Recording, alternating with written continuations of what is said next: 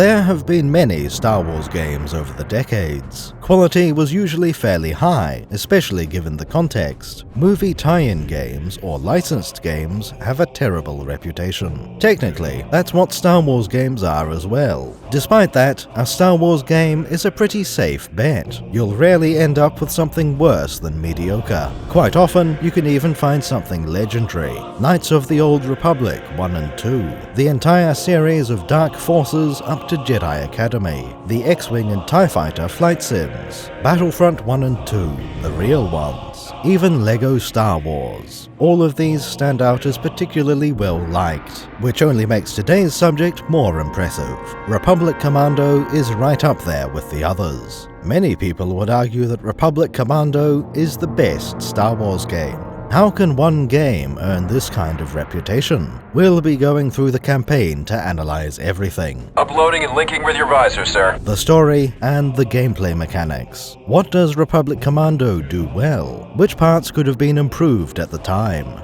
For this first section, we will cover the missions set on Geonosis. Let's begin now.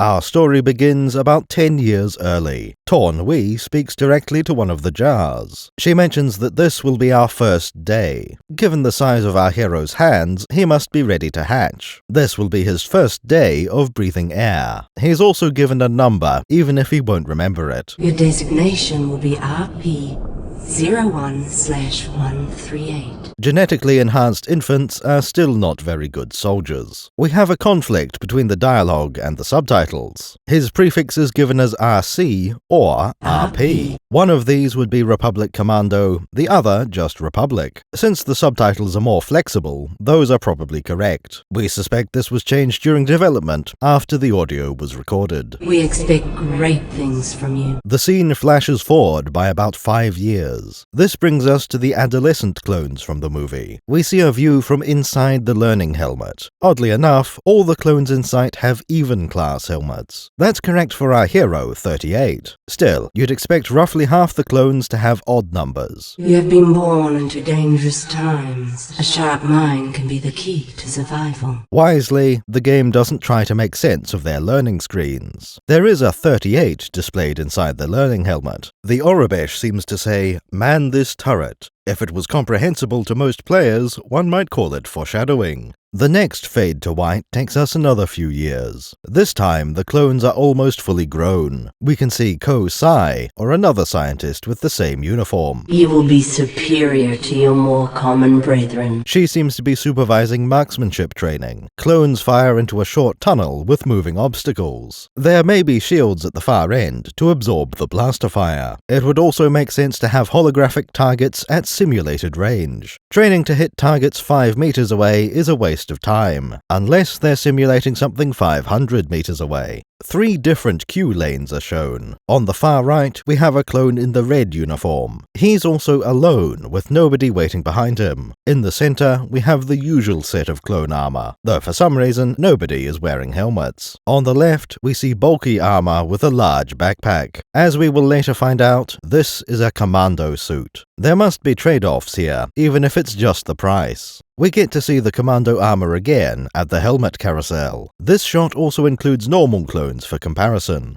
For you are a commando, an elite unit, something truly special. Helmets are by far the most distinctive difference. Commando suits have no head crest, and the visor has been changed. This version has a blue vision slit, and somewhat larger too. Just like during weapons training, these are next to normal clone suits. One section puts commando helmets onto the conveyor belt.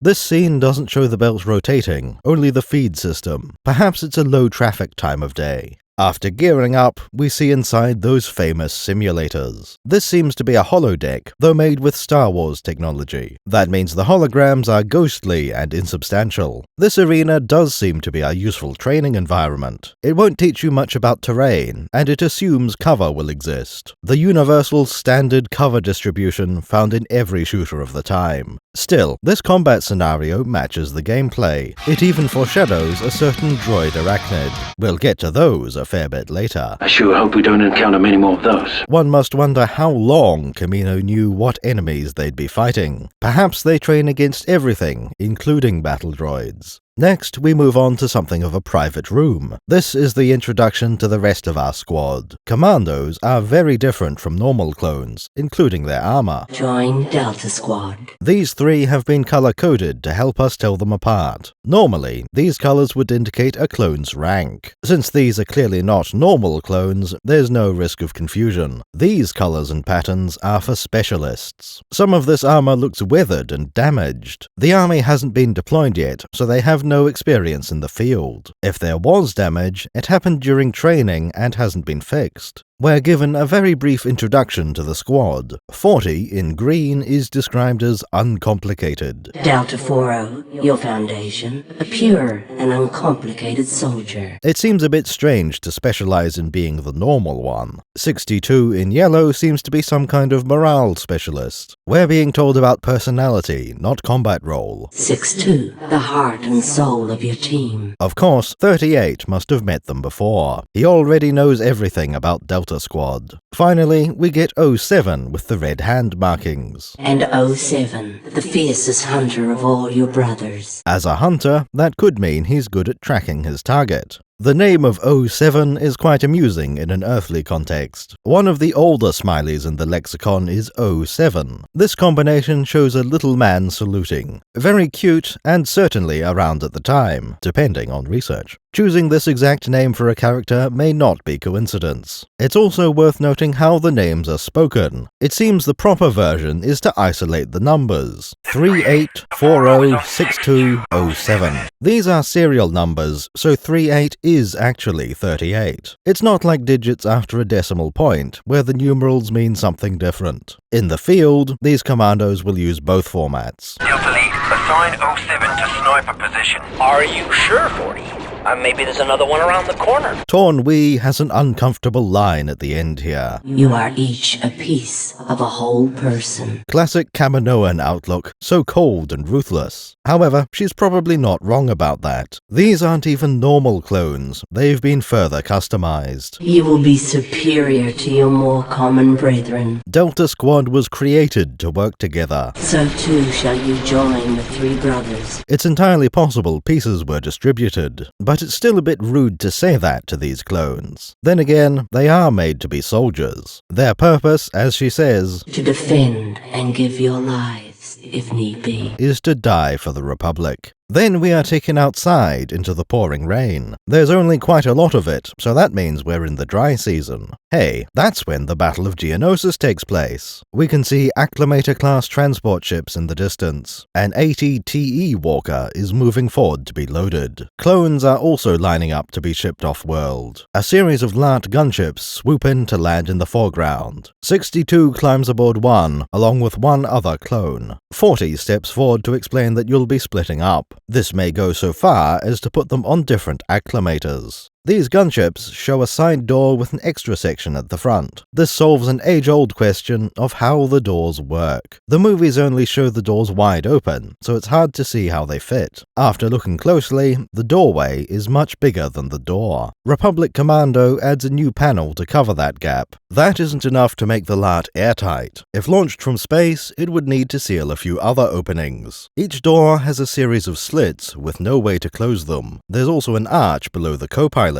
Any LART passengers will be exposed to the atmosphere, or lack thereof. That's probably fine, since the gunship has air-breathing engines. In the game, we see the launch just above ground level. We would expect them to fly through a hangar door. However, the game seems to show a long tunnel. Much like the battle Battlestar Galactica launch tubes. Time skips forward one final time for this prologue chapter. Our hero is aboard a LART with only one other trooper visible. Well, only one who's there in person. Meet Clone Advisor 1. He's the hologram. Welcome to Geonosis, 38. It's nice to see they finally unhooked you from the simulators. Presumably stationed aboard an acclimator, still in orbit. He may have other duties when not helping out Delta Squad, but it does seem that 38 is the top priority. The rest of the commandos have been dropped nearby. This same advisor likely briefed them as well. Splitting up the team like this has a certain logic to it. Outside the gunship, we can see what looks like flak going off. The enemy is trying to shoot us down, which is a real danger. Splitting up the team means they won't all be lost in the same crash. Once you are on the ground, you will rendezvous with Delta Squad. Delta 6-2 is nearby. Your first objective is to find them and link up. On the other hand, it reduces their fighting ability until they meet up again. This might also make sense if they wanted to blend in with the local population. But this is Geonosis. The locals are insectoid. You're not fooling them, even without the white armor.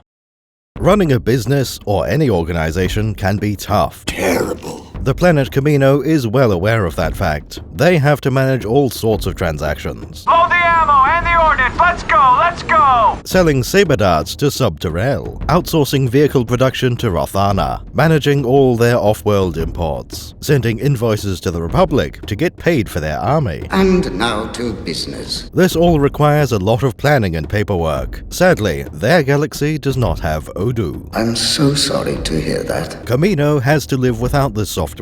Odoo is an all-in-one business management solution to replace many alternatives at once. Different tasks require all sorts of programs. Moving between these may ask you to manually export your data. Odoo offers 45 applications designed to work together. With their integrated nature, data flows seamlessly between them. When you scale up and need a new tool, there's no more need for research. Just find it in the Odoo list and start using that one. Prime Minister Lama Su would find a lot to appreciate. Magnificent. He might enjoy the clean and intuitive user interface. One of the finest ever created. Perhaps the workflow automation to let him concentrate on other matters. He would certainly approve of the Odoo business model, providing one unaltered application that is free for life. No tampering with the source code to make it more docile. To access all the others, it takes an affordable subscription. It's worth running the numbers before buying your next clone army. We have just the software to help you with that. Look for our link in the description and pinned comment. Try Odoo today.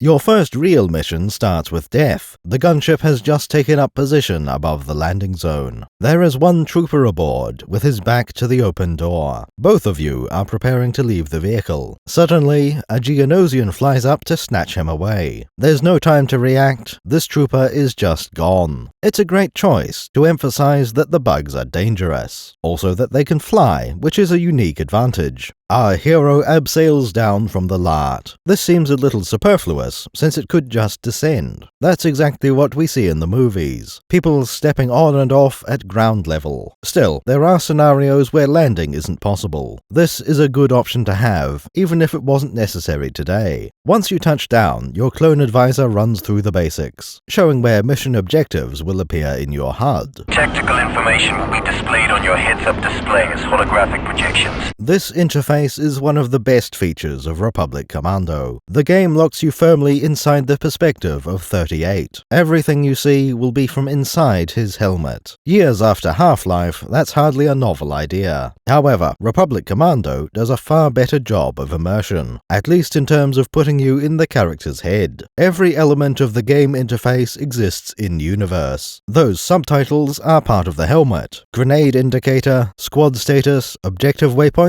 all of that is real. You can even see part of the helmet intruding into your vision. As you walk forward, you'll find a small clone outpost. Shortly after you get there, a blast hits you out of nowhere. Your clone advisor instantly lets you know that you were injured. Delta Lead, are you alright? You just took an anti-infantry round. He describes this as an anti-infantry round, which makes sense. If it had been anti-vehicle, there wouldn't be much left of you. Let me try mine.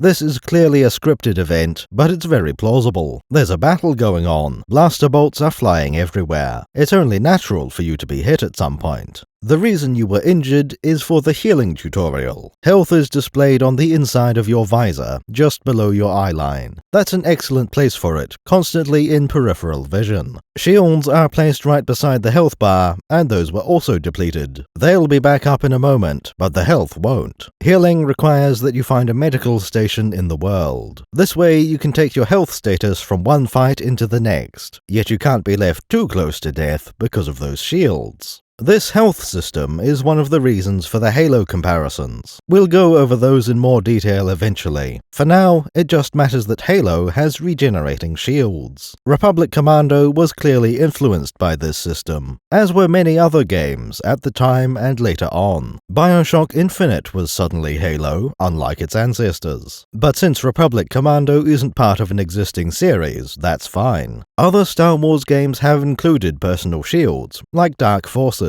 But Kyle Katarn doesn't get the benefit of regenerating shields. His are descended from Doom's armor system, so they get restored manually. Republic Commando is full of Bacta stations. These aren't found in every combat arena, but they're quite common. This one is implied to have been dropped by the Republic. Other examples will be wall-mounted, so much older, part of whatever location you're fighting through. The health stations look a bit different in each environment. We can question how quickly Bacta can get you back to full health. Luke was in that tank for more than a few seconds. But there's no better choice than Bacta. It works for the gameplay, and that's what really matters. When it's time to move on, we see when this game came out. Currently, it appears to be an Episode 2 tie-in. If you look carefully, you can see a Prowler 1000 droid. These are from Revenge of the Sith. As will become clear later, they knew some things about Episode 3. This probe droid doesn't really do anything. It's just a nice detail if you happen to recognize it. Delta 38 continues through the level as the battle rages on. There are droids and vehicles throughout the battlefield. An ATTE, a homing spider droid, a crashed LART. Surprisingly, this battle seems to be set inside the arena. This is strange for multiple reasons. The movie showed the clones pulling out entirely. This environment is full of trenches and rubble, which aren't familiar. Later, we'll see tunnels and bunkers that seem out of place. Perhaps most importantly, how did they get a homing spider droid in here? It's too big to have walked in, so it must have been airdropped. Overall, this is a sensible place to fight. The arena is open to the air, so a gunship can just fly in. If captured, the Republic has access to the Hive below.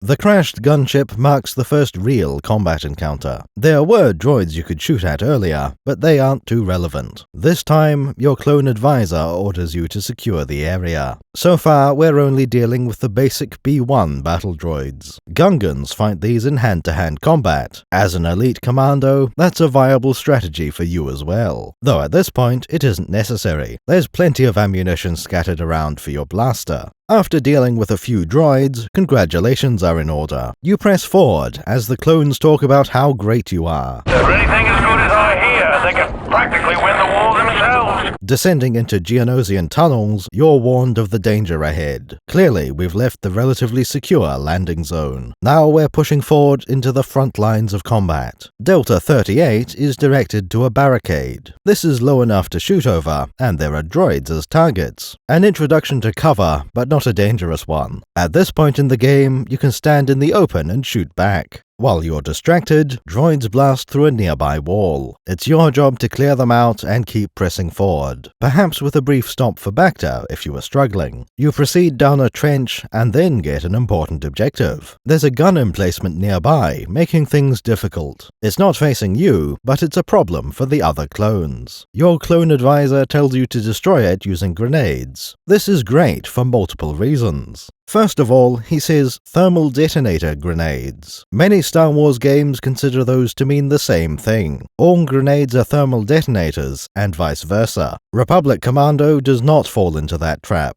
It distinguishes between multiple different types of grenade. The second nifty detail is the ammo pallet. This is where you've been getting ammunition for your blaster rifle. These are clearly dropped onto the battlefield. It's a sensible way to explain why there are clone magazines lying around Geonosis. Foolishly, someone has left a hatch open. In all other respects, this gun position seems well protected, but with a hatch at 45 degrees, it's the perfect target. 38 lobs a grenade in that direction. Bouncing off the hatch, it drops inside and destroys the bunker. As it happens, that wasn't just a case of flanking. This bunker was in your way, so it had to be demolished. Our hero strides through the wreckage of the gun position, unmoved by his victory or the seeds of death he's sown. The next part is the obligatory crouching tutorial. Part of the trench has collapsed, and you need to crawl through. This is legitimately a useful skill to have in the game. Sometimes it can help to duck behind low cover. There are also a few spots where you crawl through a vent. It's only a short crawl before there's room to stand again. Your clone advisor mentions that one of your squad is nearby. You now officially know the basics of gameplay. It's time to introduce some complications. As you climb back to surface level, you find him waiting for you. This is the yellow one, Delta 62. His nickname is Scorch, for he is the demolition expert. But you may know him by another name, perhaps Carthonasi or Kaden Alenko. I thought you were dead, Commander.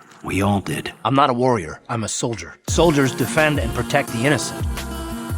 It's quite a distinctive voice if you've already heard it for a few hours. I'm dying to blow something up. Cover me. The charge is set and ready to detonate. It's all yours, boss. When you meet up with Scorch, he adds a new element to your HUD, and because of this helmet, that happens in-universe as well. The clone advisor immediately has a task for you. He mentions that enemy sonic cannons are a bit inconvenient. To solve this problem, he would like you to vaporize them. As it happens, commandos are equipped with demo charges. This is where Republic Commando shows off its unique selling point. Teamwork with your squad, or at least a simulation of it. Certain objects in the world are interactable. Things like those Bacta dispensers, for example. The type is indicated by its icon. You can go up and use them yourself if you like. But the whole point is that your squad can do that too. There's no single correct answer for all situations. Sometimes it's best to defend your team while they work. Other times you want to handle the objective yourself. Because the progress bar doesn't decay, there's another option. You can start something yourself, then get someone else to finish it. Or vice versa, but that's usually not your decision. You take over because the clone assigned to it was incapacitated.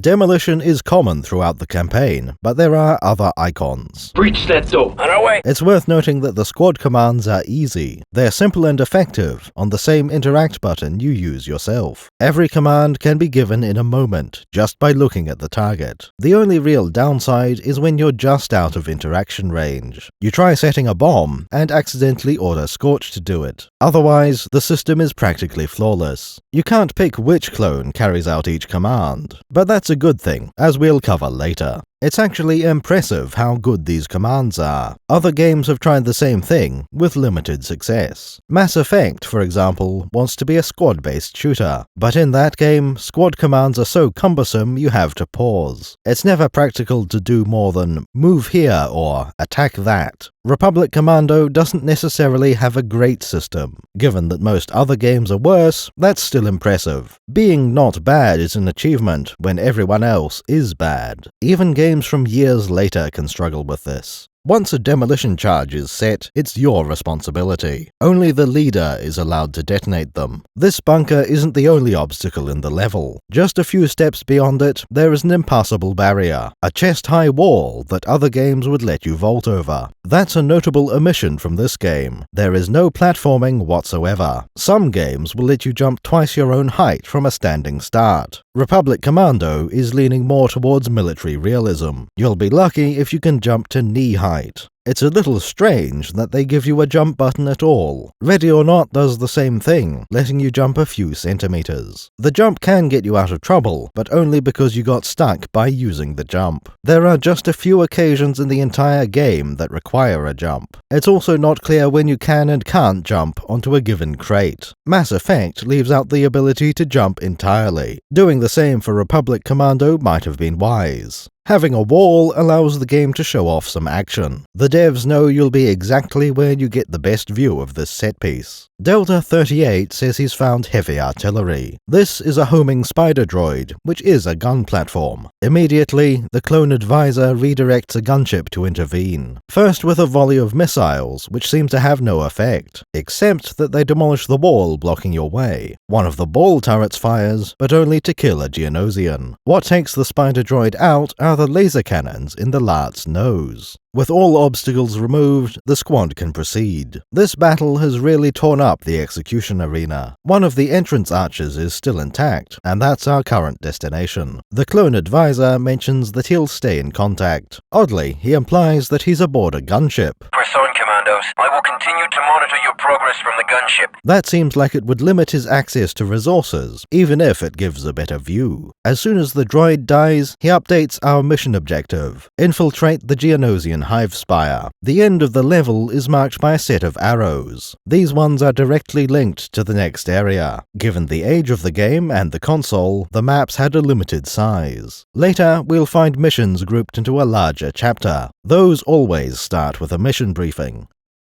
The second map is much more tidy than the trenches. Perhaps that's because artillery can't reach in here. Not to worry, the Republic will sort these bugs out. Delta Squad has been assigned to assassinate one of them. Your ultimate objective is Sun Fac, but your immediate objective is to rendezvous with Delta 40. But that's not going to happen just yet. These first missions are about putting the band back together. Our real objective is to pick up another commando. The green one, Delta 40. Your clone advisor is in contact with the entire team. Those walls are full of structural weaknesses. Not exactly skilled craftsmen, are they? It's safe to assume he's leading the other commandos to meet you. Our next one is right through this nearby door. A quick spot of demolition solves that problem. On the other side, it turns out he's been having fun without us. 40 has a Geonosian by the throat. It's hardly a fair fight with only one insect. Delta 40 executes the bug and joins the party. This prompts one of the tutorial tips. It has some useful information for us. First of all, the nickname is Fixer, probably not a reference to Cyberpunk 2077 quest givers. Fixer is here to wrangle computers when they aren't behaving. In any other universe, we would call this hacking. In Star Wars terminology, the correct word is slicing. One could question how you can hack alien computers at all, but Geonosis isn't all that different from the rest of the galaxy. Clearly, their battle droids are compatible with a 3PO unit. I'm programmed for etiquette, not destruction! Computing technology was established tens of thousands of years ago. There will be a lot of crossover between everyone's tech trees. The second detail that might jump out is the armor. This is referred to as Catan armor. We've already brought up Kyle once in this video. That's not a reference to the guy who stole the Death Star plans. Kyle and the Commando armor are named after the same thing, a predatory lizard from the Wookiee homeworld of Kashyyyk. Using this as a name for the Commando armor is fair. The animal is certainly dangerous, just like Delta Squad. Forests on Kashyyyk can get very dark, so the Catan likely has night vision. Being a lizard, it may have an armored hide. Most importantly, it also has teeth and claws. That's the third thing we learn from this tutorial tip. Fixer likes to use the vibroblade in his gauntlet. He's the hacker, the normal one, and the melee fanatic. It's a strange bit of characterization. Perhaps there's more to this uncomplicated soldier than we thought. Unfortunately, the gameplay doesn't reflect this. Nobody in your squad tends to use the vibroblade. In fact, the specializations don't matter either. Scorch is just as good at slicing, and Fixer can do demolitions. That's why you can't assign a specific clone to do anything. On one hand, this is good for gameplay. Having the specializations matter would just cause problems. Maybe you get the wrong clone on the job, so the task takes longer, or the right man is far away, so you have to wait for him to walk over. Either way, it just slows down the gameplay. Perhaps a worse consequence would be the interface. Squad commands would have to let you select who does it. That would damage the effortless control you have already. Besides, these commandos are all highly trained. Everyone can slice a terminal or plant a bomb.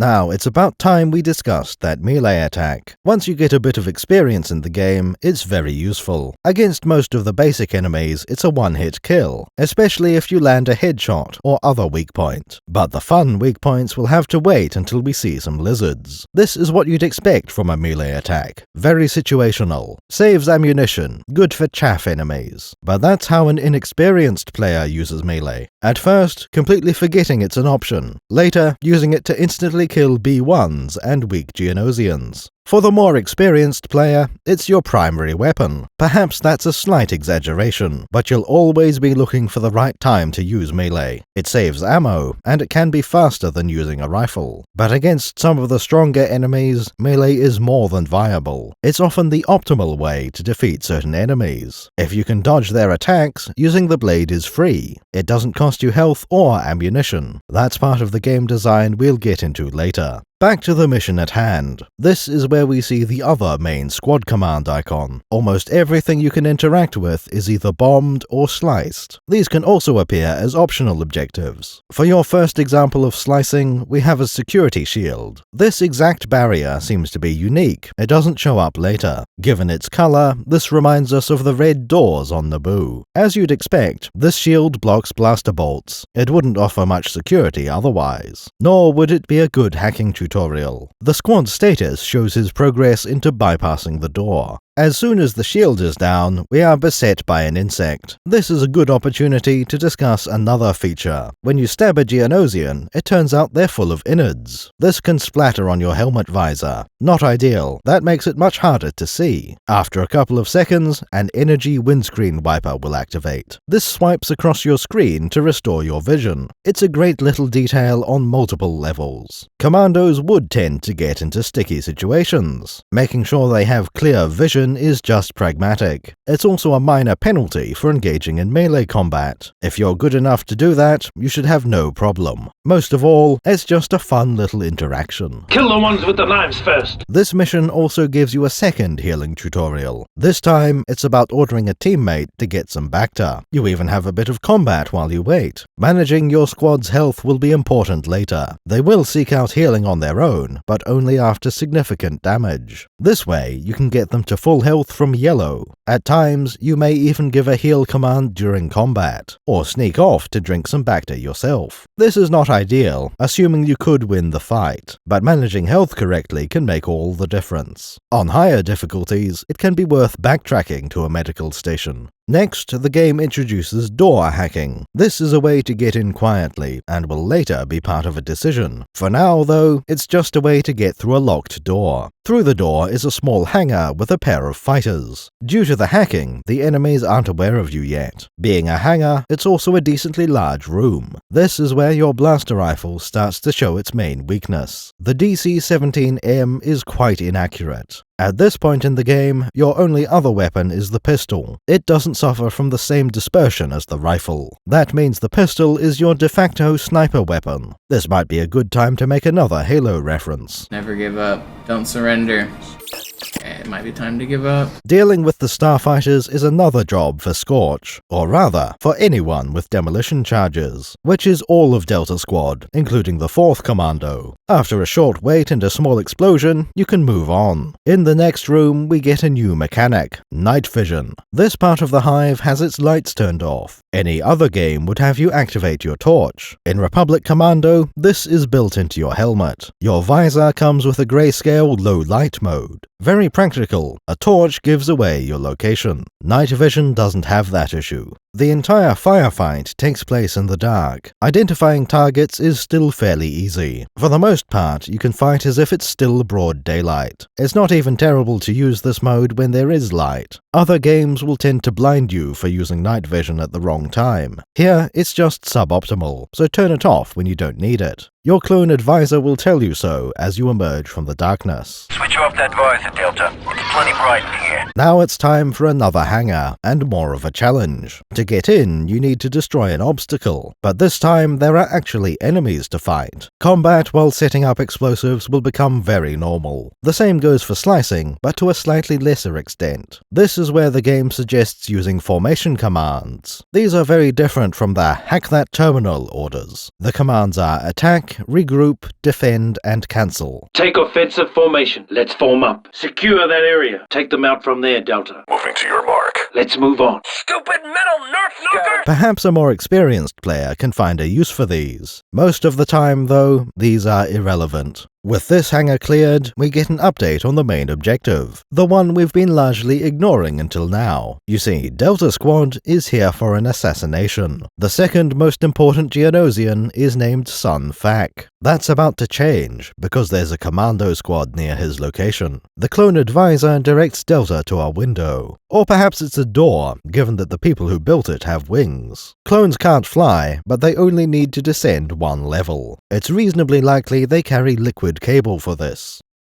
This level transition doubles as a level transition. All three clones rappel down from the balcony. It's finally time to regroup with the last member. The advisor describes 07 as remaining covert. That might have been true before the squad arrived. He was lurking above a doorway, which is a good hiding spot. But as soon as he comes into view, he executes two Geonosians. We can clearly hear blaster fire. This isn't a very stealthy introduction. Unlike the others, 7 doesn't get a nickname. Instead of being called Hunter or Crosshair, he is just Sev. He reports that the target is in the room behind him, through what appears to be a glass window. It can't be a shield because it shatters into fragments. Also, nobody reacts to the commando squad outside the window. This is despite the Geonosians being on high alert and aware of Delta Squad. It must be some kind of display screen, or maybe a mirror. Still a very questionable design choice. Seeing through should have been explained by a visor mode. That way it's something only the commando armor can do. When we break through the window, Sun Fac runs away. That leaves a few Geonosian warriors in a room with several commandos. This fight is easy, but then things start to get serious. A super battle droid walks into the room. These will be one of the toughest enemies in the entire game, especially if you've been coasting by on your blaster rifle. Super battle droids will reward the use of grenades. There are other approaches, but you haven't unlocked those yet. For now, your best alternative is the Vibroblade. That is a viable option, and will remain so until the end of the campaign. Your advisor detects a fighter preparing to launch. Sun Fac is trying to run away. He locked the door behind him, which means it's tutorial time. There's no point trying to be sneaky, they know we're here. The perfect opportunity for our first door breach. You give this command like any other, by using the door from a distance. Delta Squad takes position around it and blows the door. Most importantly, someone tosses a grenade through. That can make the ensuing firefight a lot easier. Sun Fac has activated a shield barrier behind him. There's no way to reach him with conventional weapons. Unfortunately for him, there's a balcony looking over the landing pad. We direct Sev to take up a sniping position. The Geonosian leader does manage to take off, but he makes a mistake. He gets into a sniper duel against 07. Our man Sev takes out either the ship or the pilot, it's not clear. Both are destroyed a moment later, so it's a job well done. Sev managed to fight off a Geonosian or two up there. You can give him a hand, but it's not necessary. That wasn't the only starfighter taking off. Delta Squad notices another ship flying past them. Nobody can identify it, except the player. We happen to know this is Obi-Wan's starfighter. Pretty neat design, but it's probably not important. What are the chances we'd ever see this ship again? Anyway, there's no time to ponder these mysteries. Your advisor has a new mission for Delta Squad. One of the other squads has fallen in battle. It's up to Delta to finish the job. As you already know, 3-6's squad has been incapacitated. Their mission was to disable the droid factory in this sector. Your squad has been retasked for this purpose.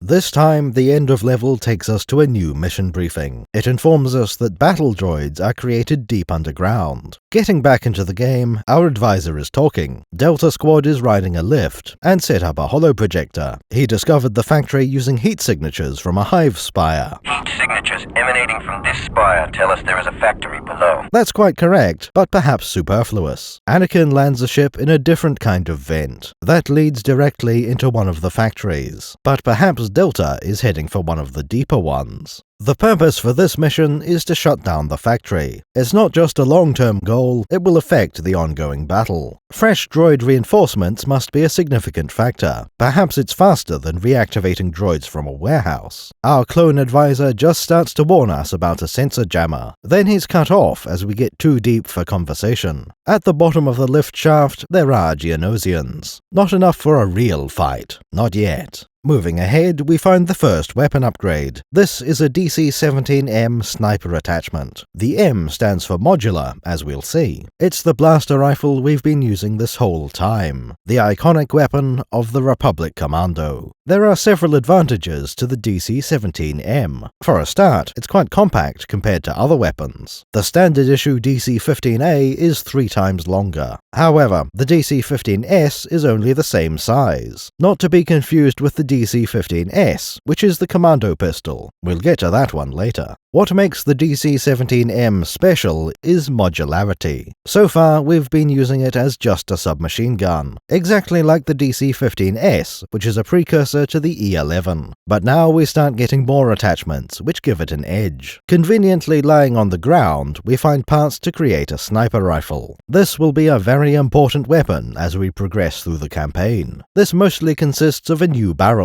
with holographic sights. The blaster's magazine is also replaced with a sniper variant. When you use these two weapons, it becomes clear they were designed together. The full-auto blaster is intentionally inaccurate. If it wasn't, then the sniper rifle would lose its niche. You could make long-range shots with either one. By adding so much dispersion, the devs prevented that. When using the automatic blaster, you need to get closer. Otherwise, you'd miss most of your shots. That wastes ammunition and isn't very effective. The rifle is now for short range, the sniper for long range. And the pistol, well, you can forget about that. There's no more need for pistol sniping. A DC-17M sniper is a powerful tool. This raises 2 important questions. First, why does Delta 38 not have one already? Without these modules, the DC-17M is inferior. One of its characteristics is being so inaccurate. There was no explanation for this as far as we can tell. It seems to be only our character that was missing his sniper rifle. 07 certainly had no problems sniping, and we know there are sniper rifles on the planet. We just picked one up after all. This must be a gameplay choice, with no basis in the lore.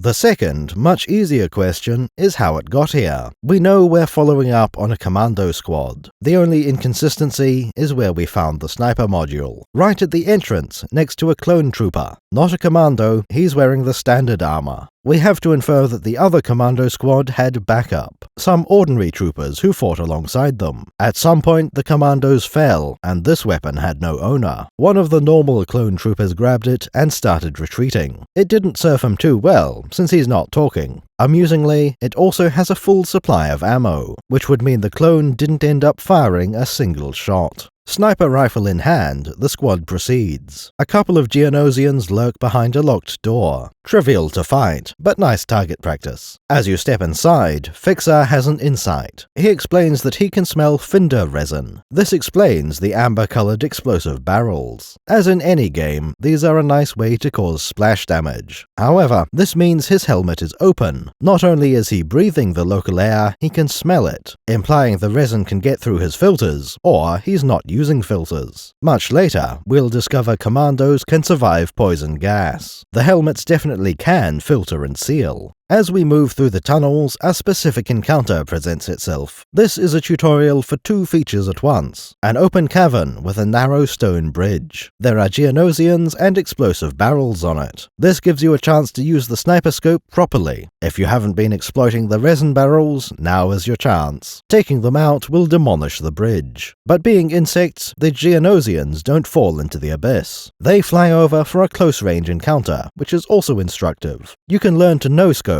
or to switch weapon. Despite the resin, there is no factory here. The squad continues through the tunnels into the deep places of the world. Here we find a room full of egg-like eggs. Unsurprisingly, these contain Geonosian larvae. These are some of the more irritating enemies to fight. They're quite small, they spit acid, and they live in eggs. While the combat encounter is not difficult, the babies can be nasty. They certainly do more damage than you might expect. It's also notable that the adults never spit acid like this. Beyond the far side of the birthing chamber, we have our target. They set up a sensor jammer right next to their nursery. That might not be the safest choice for their development. What might high-power emissions do to malleable young brains? On the other hand, there is a strong argument for this placement. Now the Republic can't scan for your eggs to scramble them, so even though it seems odd, this is sensible nest design. Having found the jammer, Delta Squad needs to destroy it. Slight complication, it has shields. That seems like a waste for a machine so far underground. This jammer should prevent any direct bombardment. If it needs shielding, it already failed at its job. The shield could be to prevent sabotage, like our current mission, but that seems like a lot of power to invest in this. As we're about to discover, the shield barely helps at all. Delta Squad is going to smash through it in a few minutes. This room is fairly large, so it's a good time to experiment. One of the possible squad commands is getting into cover. This directs a clone to stand there and give fire support. In a lot of cases, these commands aren't worth bothering with. You can make it through a lot of firefights without them. Still, they have potential to make a huge difference. The cover icons tell your clones to use sniper attachments. Certain enemies are more vulnerable to this. Luckily, the best example would be Geonosians. At the far end of the room, we find a control panel. The boss correctly assumes it's for the shield. This is another moment where slicing comes into play. Someone needs to hack that terminal. You can do it yourself, but it's probably better to let Fixer try. This room holds the hardest combat encounters so far. During the slice, waves of enemies will spawn in. That's why you don't want to try hacking the terminal yourself. You can do a better job of holding off the enemies. But once the shield is down, that's only half the battle. You need to move from the terminal back to the jammer. There are plenty of cover icons around the arena. That means you have some flexibility in where you assign the squad. Getting them into sniping positions will help during the fight. If you're feeling lucky, you can do the next objective yourself. But once again, there will be plenty of enemies to fight. It's best to assign a clone to destroy the jammer. That way you can react to the incoming waves and protect your squad. Where the previous encounter was all Geos, this one adds battle droids.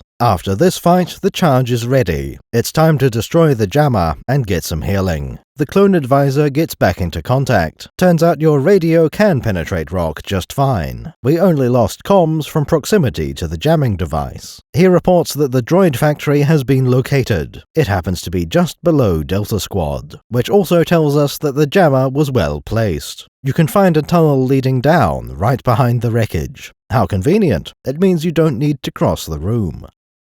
Once again, the Commando squad rappels down a level. They should now be at the correct altitude to find the factory. However, their entrance isn't so conveniently placed. They intend to access the factory through its vent shafts. These are on the opposite side of the Hive spire. Getting there will mean a short walk and some problem solving. Delta Squad continues through what can barely be called a corridor. It's made of pipes and metal, unlike the Hive's usual stone structure. Nothing appears to be connected at the far end. It's just another large cavern. If you've played the game before, you know what's coming. We have a new enemy. A Geonosian flies up from the pit in front of you. Not a big deal. You've killed dozens of them. This one is different for two reasons. First of all, he tends to stay in the air. That makes it much harder to stab him with your vibroblade. The second difference is that he has a continuous beam laser. Previous fights were so easy, you might struggle to die if you tried. This beam weapon has quite a severe damage output. The first time you play, you may enter this room 10 times before you get out alive. Once you manage to kill this guy, he gets identified. That was a Geonosian elite. Throughout the entire game, these will be scary. Maybe at the end you can take on 6 at a time. There are very few enemies capable of dealing that much damage. One wrong move and the elite will melt your health away. The answer, if you're interested, is to strafe. Elites have a hard time tracking a moving target. All you need to do is to stay out of the path of the beam. Easier said than done, but that's the trick. Then you need to shoot down the overgrown locust. The fastest way to kill an elite is with the sniper rifle. It might be possible in one hit if you do it right. That would mean a scoped headshot with full charge. Difficult given that the bugs are flying around. Without the scope, sniper rifles seem to do less damage. One of the worst weapons to use is your standard blaster. Elites tend to fly, so they're not very close to you. Since the blaster is so inaccurate, a lot of bolts will miss. You can get other weapons, but nothing is quite as effective. Geonosian elites are meant to be sniped. The good news is that your entire squad can snipe. Set them up in cover, and they can be very helpful. This combat arena is built around a central bridge. Your objective is just to cross it and leave the room. But that's easier said than done when the room is full of bugs. First of all, the path is blocked. Someone will need to move forward and set up a charge. This puts him out in the open, where he can be shot at. It also takes one of you away from sniper duty. The second complication is on the far side. 38 calls it out as a sonic turret. That's another new enemy in the same room. Just like the elites, there is one ideal counter. If you snipe the guy manning the turret, you're safe. It's not a sentry turret, so it won't fire on its own. Of course, another enemy can just climb into the turret afterward. In this case, there's also an explosive barrel nearby. That kills the turret itself, not just the gunner. Very convenient, but you won't always have that option. At the far end of the bridge, there's another barricade. As usual, there are enemies trying to defend it. Potentially an infinite number of enemies. That's a real problem with Republic Commando. Sometimes there are endless waves of enemies. They're just wasting your ammunition, so you should move on. Do that objective and leave the room. Other times it is possible to kill every last opponent. The waves of reinforcements are finite. What makes it a problem is that there's no indication. You just need to remember from having already played the game. Call of Duty suffers from the same problem, at least the first 4 games. Once you blast through, there's a room to regroup in. After facing those elites, you'll probably need some Bacta. As you explore this room, you'll find the way forward. More importantly, there's a turret facing the path. This is definitely a job for one of the other clones. 38 needs to lead the way. That turret should help fend off the frickin' laser beams. It can be another difficult fight. The campaign is starting to get serious. The way forward is blocked, but not with a barricade. Those can easily be solved with a nice explosion. This one is a gap, which is a problem for people with no wings. Luckily, this problem can be solved with a well-placed explosion. One of the columns is knocked down to create a makeshift bridge. That gets Delta Squad across the pit. From there, they can climb through a vent into the factory. This next level has quite a different atmosphere. Natural materials have almost completely disappeared. There's a distant, rhythmic thumping of heavy machinery. Our sabotage mission can finally begin. The first objective is to steal the Death Star plans. Sorry, no, those are in the meeting room. We're looking for plans for the factory to upload to our advisor. Even without the jamming device, they can't scan the factory that well. Scorch is assigned to blow open another vent. As we move deeper into the factory, we find B1 droids for security. That's most of what they produce here, after all. At the other end of the vent, we find a locked door. This one can be opened in 2 different ways. You could assign someone to the terminal beside it. Alternatively, you can breach the door and clear the room. This seems to be the first example of that choice. It's something that will return throughout the whole campaign. Through that door is the factory's control room. That's the perfect spot to slice in and steal some blueprints. Wonderful, let's just assign Fixer to handle that. The rest of the squad gets to stand around and wait, until a pair of B2 super battle droids turn up. Suddenly, this situation gets a lot less relaxing, though it's not too bad, especially since you have the sniper rifle, and possibly some spare grenades from the last level. Geonosian elites are not the ideal target for nades. While you were busy fighting, the clone advisor came up with a plan. We're going to shut down the factory by cutting its power supply. There are 2 power conduits, and both need to be severed. In a believable stroke of luck, one of them is nearby. There's one more door to blast through, and another B2 waiting. After moving through a few corridors, we find something uncommon. Shielded caches of weapons, ammo, and Bacta. The nearby terminal has to be sliced to gain access. It's a neat idea, but it doesn't turn up all that often. There's also no trade-off, unless you need them during combat. When the room has been cleared, it costs nothing but time. It would be wise to stock up on everything. After a few twists and turns, you reach the first conduit. Before you actually get close, you can see it through a window. This makes for a fun interaction, where you can shoot through it at some droids. They aren't so good at returning fire through the aperture. It's not an interesting tactical scenario, more of a novelty. The game wouldn't have been improved by repeating this. Besides, eventually you need to go around anyway. The conduit turns out to not be just a simple power cable. It's also something that glows and spins importantly, like the kind of precision machinery that should be kept away from explosions. Today is a bad day to be a Geonosian. Delta Squad brought an infinite supply of explosives, more than enough to destroy some power lines. Still, it's not as if these vital parts are out in the open. This room is quite well protected from every other angle. It seems to be the only path to the control room. Our commandos have just bypassed the normal way in.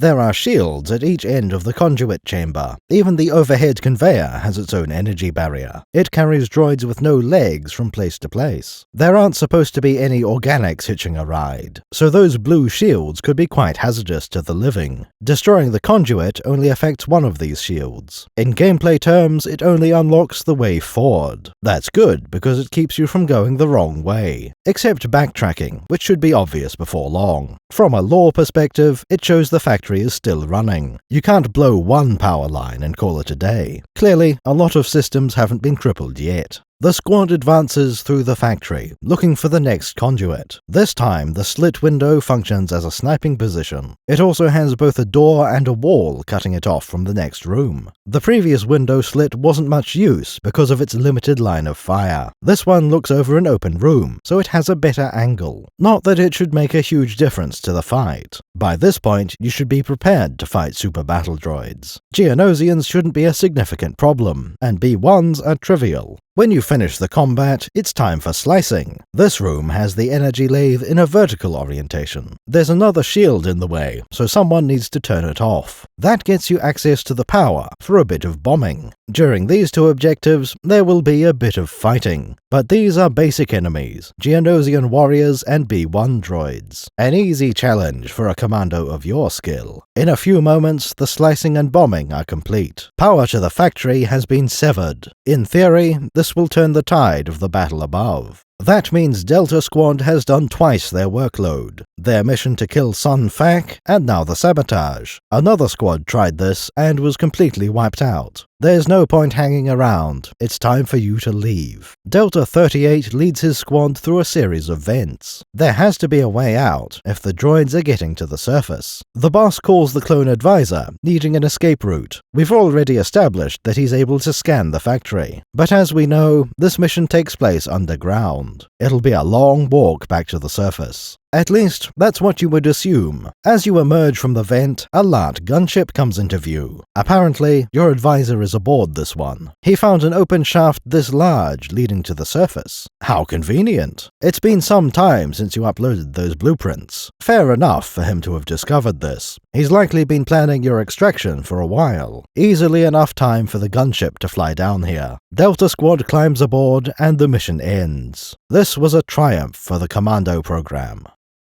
That brings us to the end of the early missions, the ones that were planned for the opening of the battle. Our next missions take into account how the battle unfolded. We're heading for a Republic victory on Geonosis. The Separatist forces know this, so they want to retreat. Naturally, the Republic would like to prevent this. Delta Squad has been assigned to steal some launch codes. We need you to infiltrate the core ship and retrieve its launch codes. That's very strange. Why would core ships need launch codes? There might be security when docking to the main Luca Hulk in orbit, but launching doesn't seem like it should need any permission. Delta, a few clicks down this canyon is a disabled droid core ship. Your advisor mentions that the core ship has been disabled. That explains why it hasn't taken off already. The general idea is to walk down the canyon until you find that ship. Get aboard, steal the codes, and get out. For the opposition, we shall be facing the usual. Various battle droids and Geonosians. The main exception is the mention of an anti-air turret. Deltas, there's a large anti-air turret up ahead. This is as close as I can get you to your target. At least that explains why we need to walk. Flying a launch directly there would be a fatal mistake. We can assume the squad was dropped as close as possible.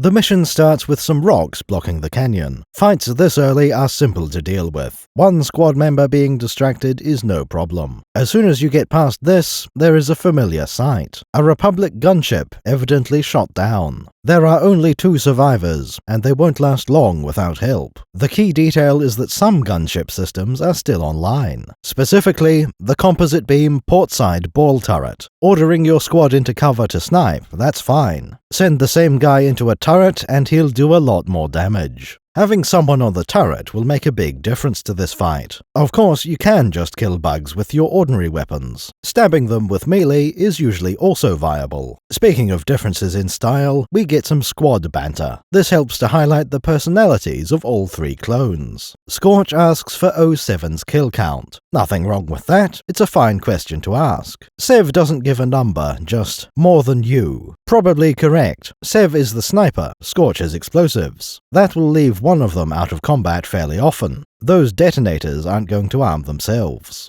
Sev, how many kills you got today, Psycho? With a new wise guy. Keep this comm clear, you two. Calm down, Fixer. Just having a little fun. Perhaps more interesting are the nicknames. Scorch and Sev are called Wise Guy and Psycho, respectively. These are fitting. Scorch is known to be a joker. When setting up a demo charge, he pretends to forget how. Was red, red, green, or red, green, red? And he's supposed to be the demolition expert. It's not the greatest joke, but it works. Sev is not very amused, and that goes for the whole squad. Instead, 07 is the fierce hunter. Not necessarily bloodthirsty, but something along those lines. Fixer, the third man, is different again. As the uncomplicated soldier, he wants things done by the book. That means keeping their comlinks free for important matters. This gives us characterization for all three. One could question why the clones have different personalities at all. Why is 38 the only one voiced by Temuera? They should all be identical to Jango Fett, surely. For the voices, I think we have to overlook this one. Having everyone voiced by Tem would be confusing, possibly also expensive, depending on rates for actors. Personalities, though, those seem reasonable for commandos. These four men are all different specialists. Their training groups could easily develop their own subcultures, possibly their own tiny variations on the accent and vocabulary. Commandos are also more independent than the average clone trooper.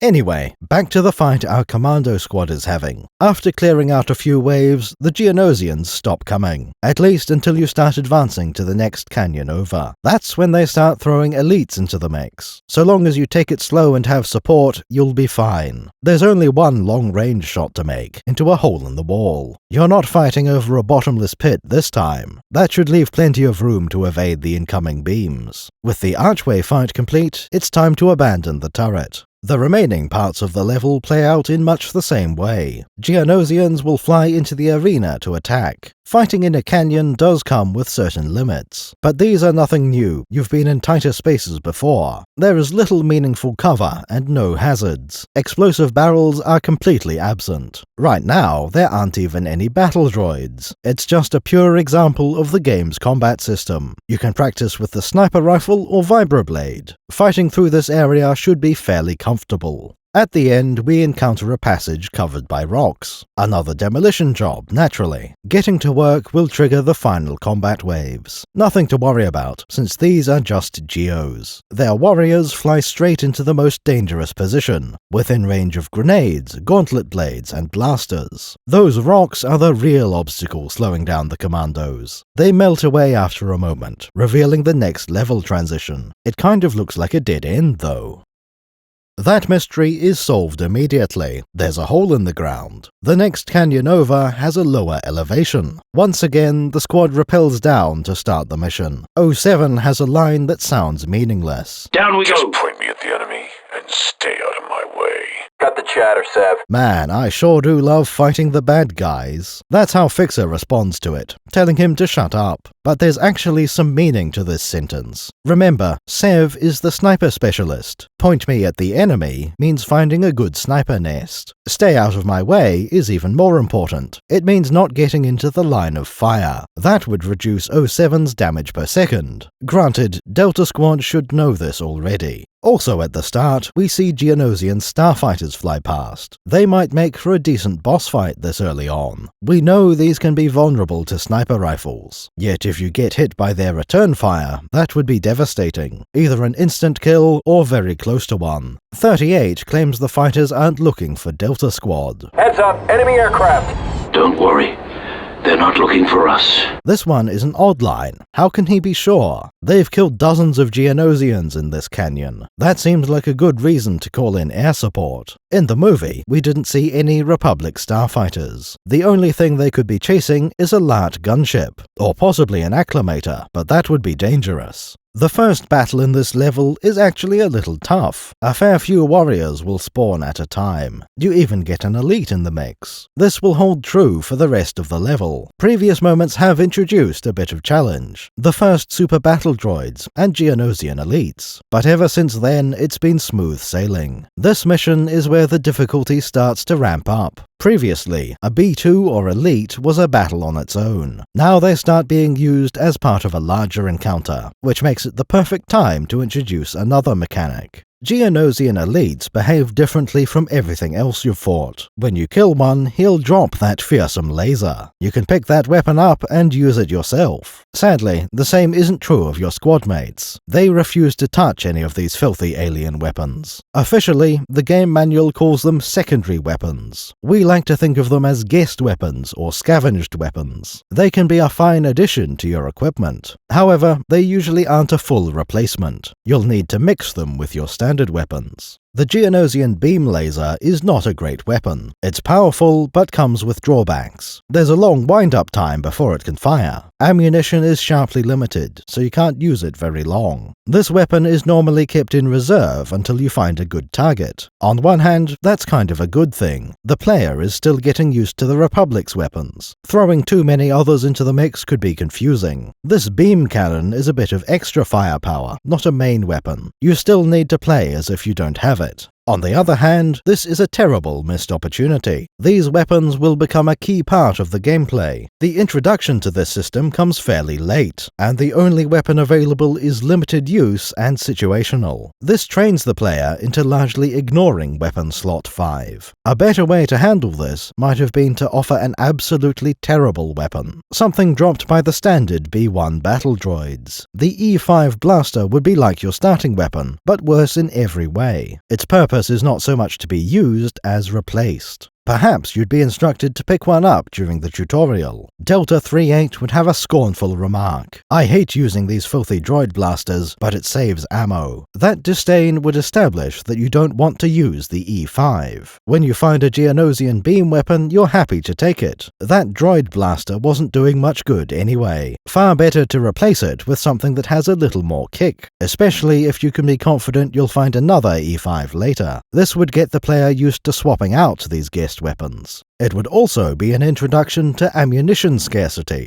That's a big factor in the gameplay of Republic Commando. You have to be a little bit careful with your supplies. Use all your grenades and you'll run out. If you don't aim, your bullet hose can run dry. Sniper ammo will be hard to find throughout the campaign. That's one of the main features of a guest weapon, later on at least. You get ammo for them by killing enemies. And if all that goes badly, you still have an infinite ammo pistol. These mechanics could definitely be explained better. As you proceed through the canyon, you'll be swarmed by enemies. These will be some of the toughest Geonosian fights in the entire campaign. Partially, this is because we aren't far from leaving Geonosis. It should only take a few tries to get through these insect encounters. The real fun begins around the next corner. As you clear the canyon wall, something artificial comes into view. This is the anti-air turret we were briefed on. It will mark the end of this level and start of the next. More importantly, there's one last combat encounter.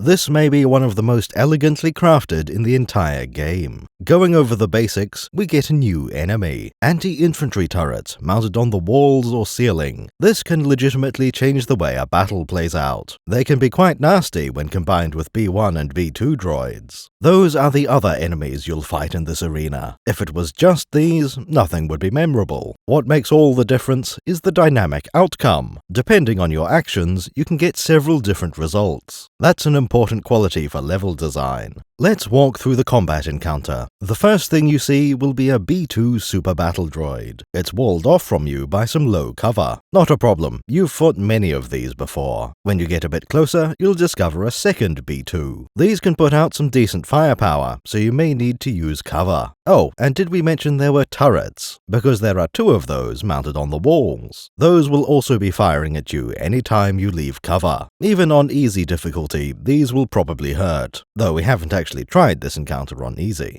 It's a tricky scenario that you have to unpick slowly. So that's exactly what you do. Perhaps you start with the turrets or the B2s. There you are, happily plinking away. You have some nice rocks as cover, so you're perfectly safe. Maybe you noticed a few B1 droids in the background, but those are no threat, and you have bigger problems. This is the moment where the trap is revealed. While you were busy fighting the B2s, the B1s kept walking. They went along the path you'll use later. Now those harmless B1s are shooting you. You weren't prepared for this. It's the wrong angle. There's no cover between you and the flanking droids. Oh, and by the way, they have a B2 with them. This is what makes the scenario so memorable. There are layers of understanding for you to climb through. At first, you may not even notice the turret on the wall. Later, the flanking force may be different sizes. If you tried to focus fire on a single B2, maybe it's dead, but the other one walked around to get a clear line of fire. If you split fire, that'll leave both droids alive longer. Best of all, there are different ways you can respond. Every approach is valid, assuming you can make it work. Perhaps you push forward with maximum aggression. This gets you to the corner, so you're the one flanking them. Of course, you might get hit on the way to that position. When you get there, it isn't the best place to fight from, but at least now the enemies are coming from one direction. Perhaps you stay back, taking the opposite approach. Keep your good cover and accept the flanking force. Maybe assign your squad to fight them, or pick them off yourself at long range. You could try to cull the B1s early so they can't get around you, or keep up the pressure on the B2s so they don't cause problems. In theory, you could even retreat around the previous corner, draw them away from their supporting turrets. No matter how you solve this, it's a fun skirmish. There's no single correct answer. You can do anything you have the skill to get away with. Maybe you could do it all with melee attacks. This combat arena is one of the most interesting bits of level design we've seen in years. Almost any shooter could learn from this. Refreshing, like taking a painkiller for a decade-long headache sustained during your Call of Duty. When you finally beat it, you can move on, reach the anti-air bunker, and go inside. Once inside the bunker, you have a simple task. Find something important and smash it. Repeat until the AA gun stops working. This should give the upper hand to the Republic. At the very least, their gunships will be able to fly freely. The anti-air bunker would surely be part of a defense network. This isn't like Echo Base, where a single cannon will do the trick. Delta Squad will be attacking a critical anti-air emplacement. We find a great many droids inside the bunker. Half a dozen are running in formation along the corridor. When they see a commando squad, they stop and fight. Whatever they were running to can't have been that important. This many battle droids might have been a tricky fight during the first mission. Now it's only a question of how many seconds it takes you to mow them down. This corridor extends in both directions. Droids will emerge from each end at the same time. Nice try, but this isn't nearly as impressive as the end of last level.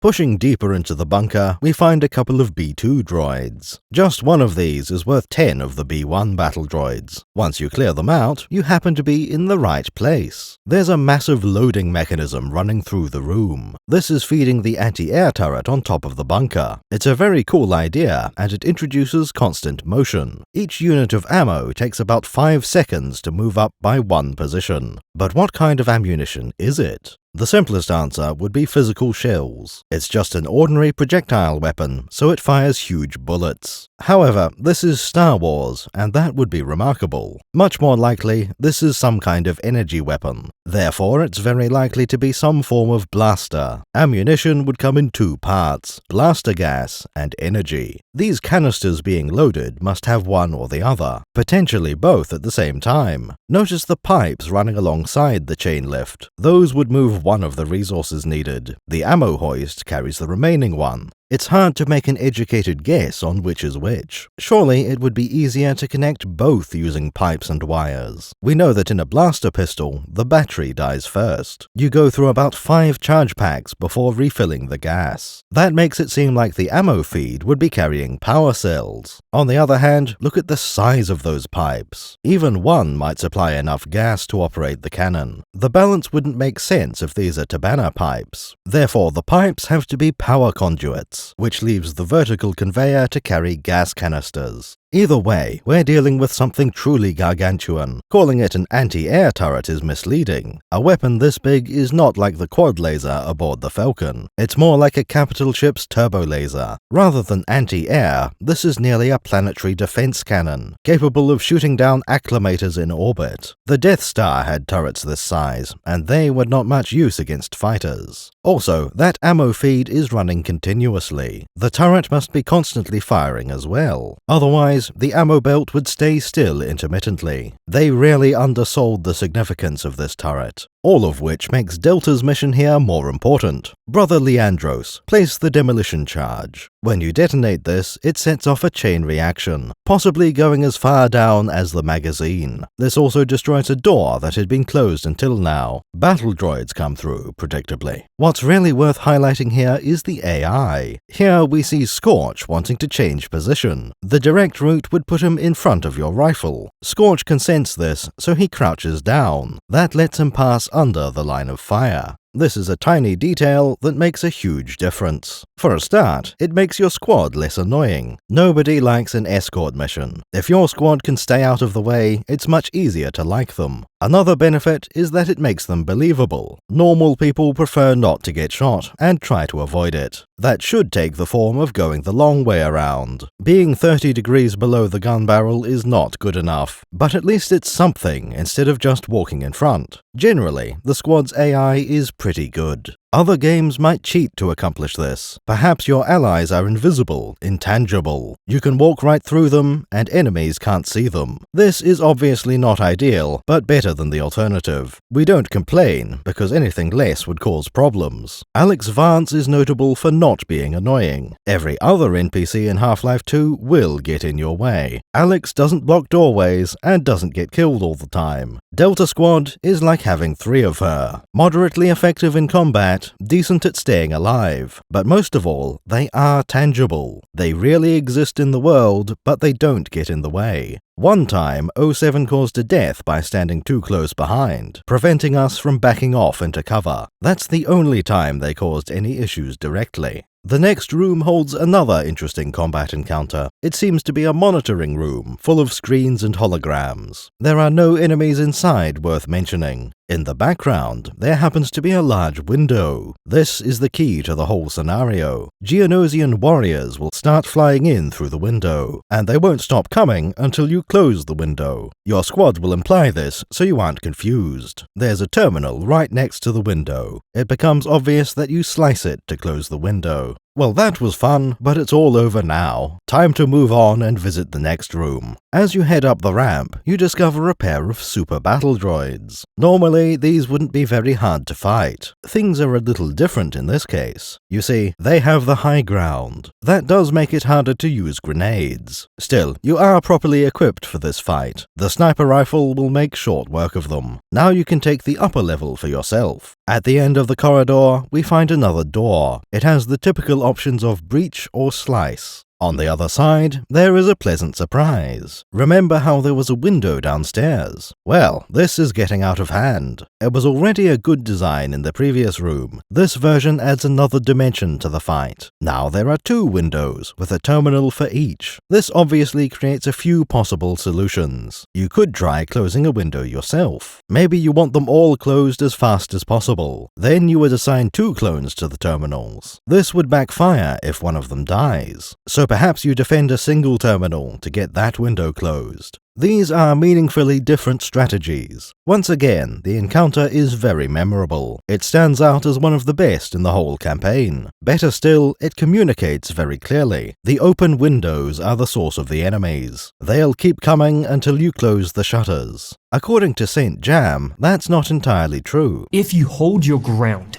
after killing God knows how many bugs, they actually run out of men.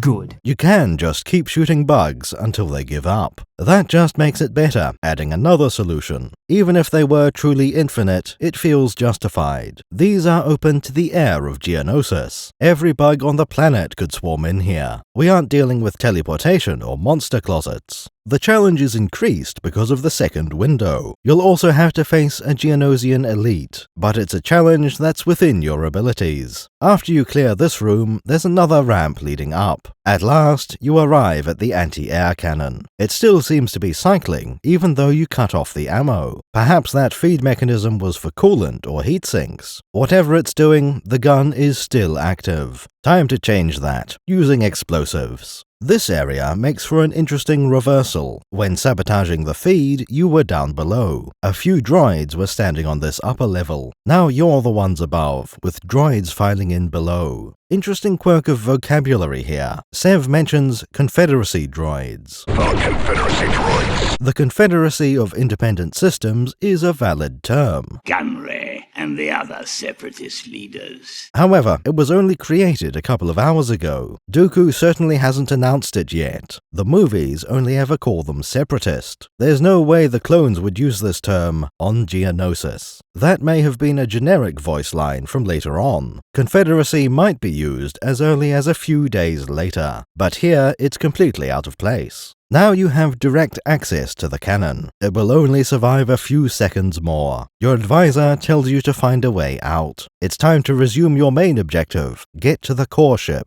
Once again, the explosion causes a nearby door to open. This time, the ramp leads down, deeper into the bunker. You will not be surprised to find the bunker is symmetrical. The next room has some droids inside, and 2 windows. As always, you need to slice a pair of terminals. That will keep the bugs out. Exactly the same formula as before. This will not be the last time it appears in the campaign. Getting out of the bunker is quite a simple matter. All you have to do is blast through a series of droids. The proportions are a bit skewed by now, though. These last few corridors have almost as many B2 droids as B1s. Like the Geonosian elites, these are no longer special, just a normal part of the enemy roster. They still take effort to kill, either by sustained fire or special weapons. Luckily, nothing else demands use of grenades. That means you have ample grenades for the super droids. The path forward is linear, taking you out of the bunker, and thereby out of the level. Silencing the AA gun turns out to be very useful, not just for the war effort, also for Delta Squad. With control of the sky, Republic forces can send you supplies. Now that you've disabled the anti-air turret, we're making a supply drop near your current position. Payload includes a special anti-armor attachment for your DC-17. You're going to need it. The advisor promises an anti-armor weapon. You've been managing fine against the super battle droids, but still, it would be nice to have something extra, a way to kill them more efficiently. On the other hand, the advisor mentions we'll need this, implying that until now, we haven't needed anti-armor. What could possibly be more durable than a B2? Yes! More explosives! You just made my day, advisor! It's good to be outside, back under the open sky. On the horizon, the core ship looms in the distance. However, there are drawbacks to being out here. Remember those windows in the bunker? Where did the Geonosians come from? Outside, which is your current location. Naturally, you get swarmed by the Blighters, but at least there are no elites right now. It's a relatively small combat arena, which makes things easier. The blaster rifle is more reliable at close range, and melee is an option. As you head down the canyon, a LART flies over. This one has a supply pallet slung underneath. Fixer reports that it was your supply drop. At least we understand how these boxes got to the battlefield. Having the supply gunship fly past is a great move. It's already been set up in the dialogue. Seeing it happen during gameplay reinforces that. It gives you something to look forward to later in the level. The only criticism is that they didn't drop it early for you. But Delta Squad is probably trying to be sneaky. They wouldn't broadcast their position at all times. The natural response to this situation is running forward. You want to see where the LART was going. This takes you to quite a fun scenario. There are enemies on the far side of this ravine. Fundamentally, this isn't all that interesting. It's just a barrier that you can shoot over. In Republic Commando, this exact range is fun. It's just far enough to prompt a decision. You can't jump over, so melee is off the table. Grenades will be difficult to use. More importantly, it's almost worth sniping. Your blaster rifle is just a little bit less accurate than you'd like. Using the sniper rifle would solve that. But on the other hand, you have ammo scarcity. Wasting sniper ammo on these would be unwise. Notice that these are B1 battle droids. If you had a decent opponent, it stops being a question. Super battle droids need to be taken down right away. Their weapons actually hurt, and they're the main use for sniper ammo. By keeping them as a lesser threat, the fight is more interesting. You could wait for your squad to kill them, or perhaps you get out the useless pistol and snipe that way. Having guest weapons would also be an option, but right now you can only have the elite beam weapon, which is not worth using here. During this fight, your squad points out the core ship. Look at the size of that Here's the core ship, sir. Are you sure, 40?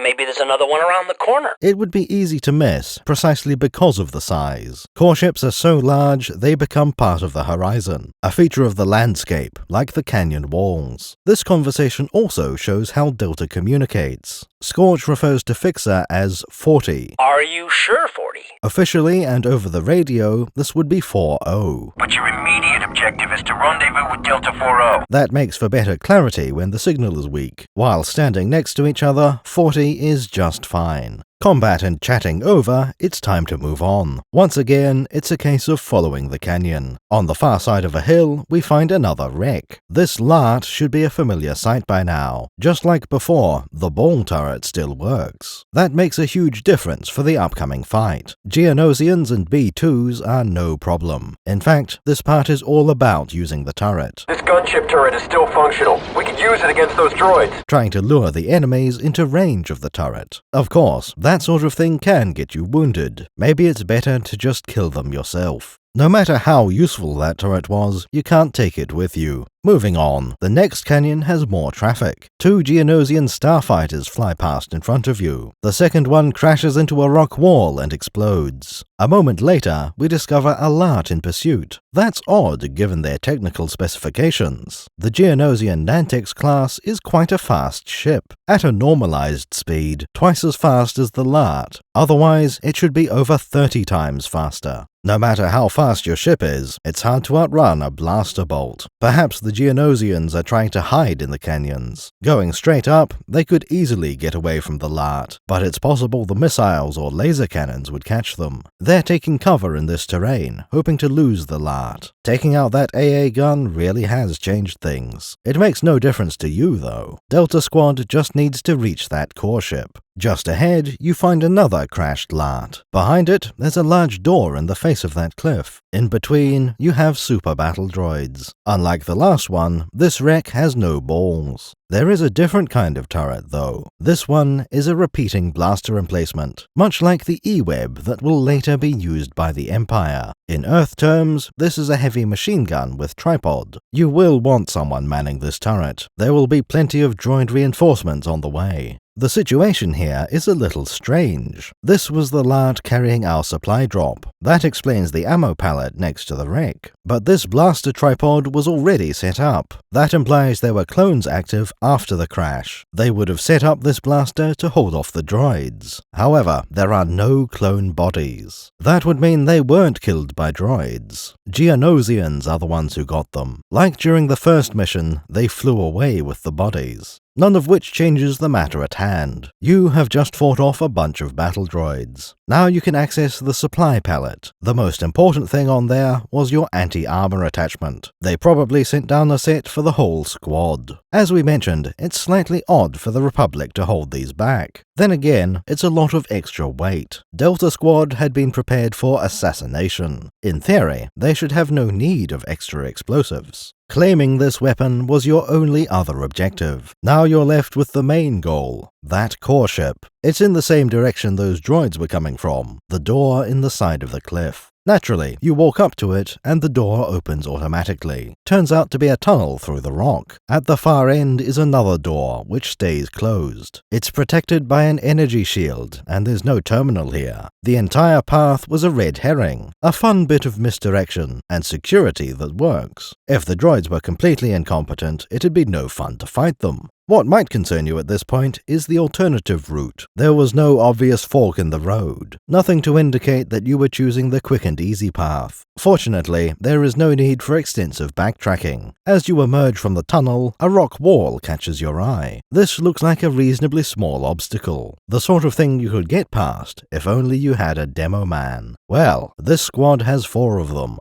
While waiting for the countdown, Scorch has a point. Why am I the only one with a sense of humor? Why the different personalities? They're all clones of the same guy. Commandos are modified, but probably to a single template. Besides, you can't simply excise the humor gland. Perhaps it would be possible to remove a sense of humor, but there's no benefit to having soldiers that can't laugh. Why you had to sneeze? It's not like the Separatists have weaponized jokes.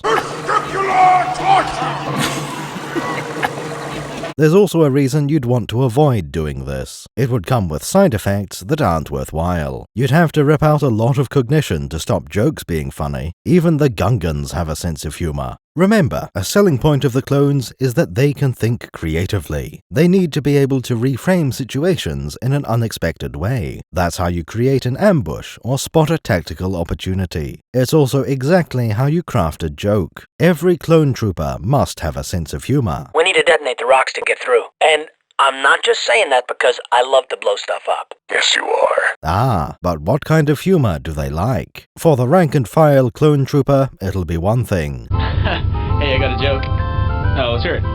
Okay, what comes from outer space and has 3 balls? I don't know. E.T., the extra testicle.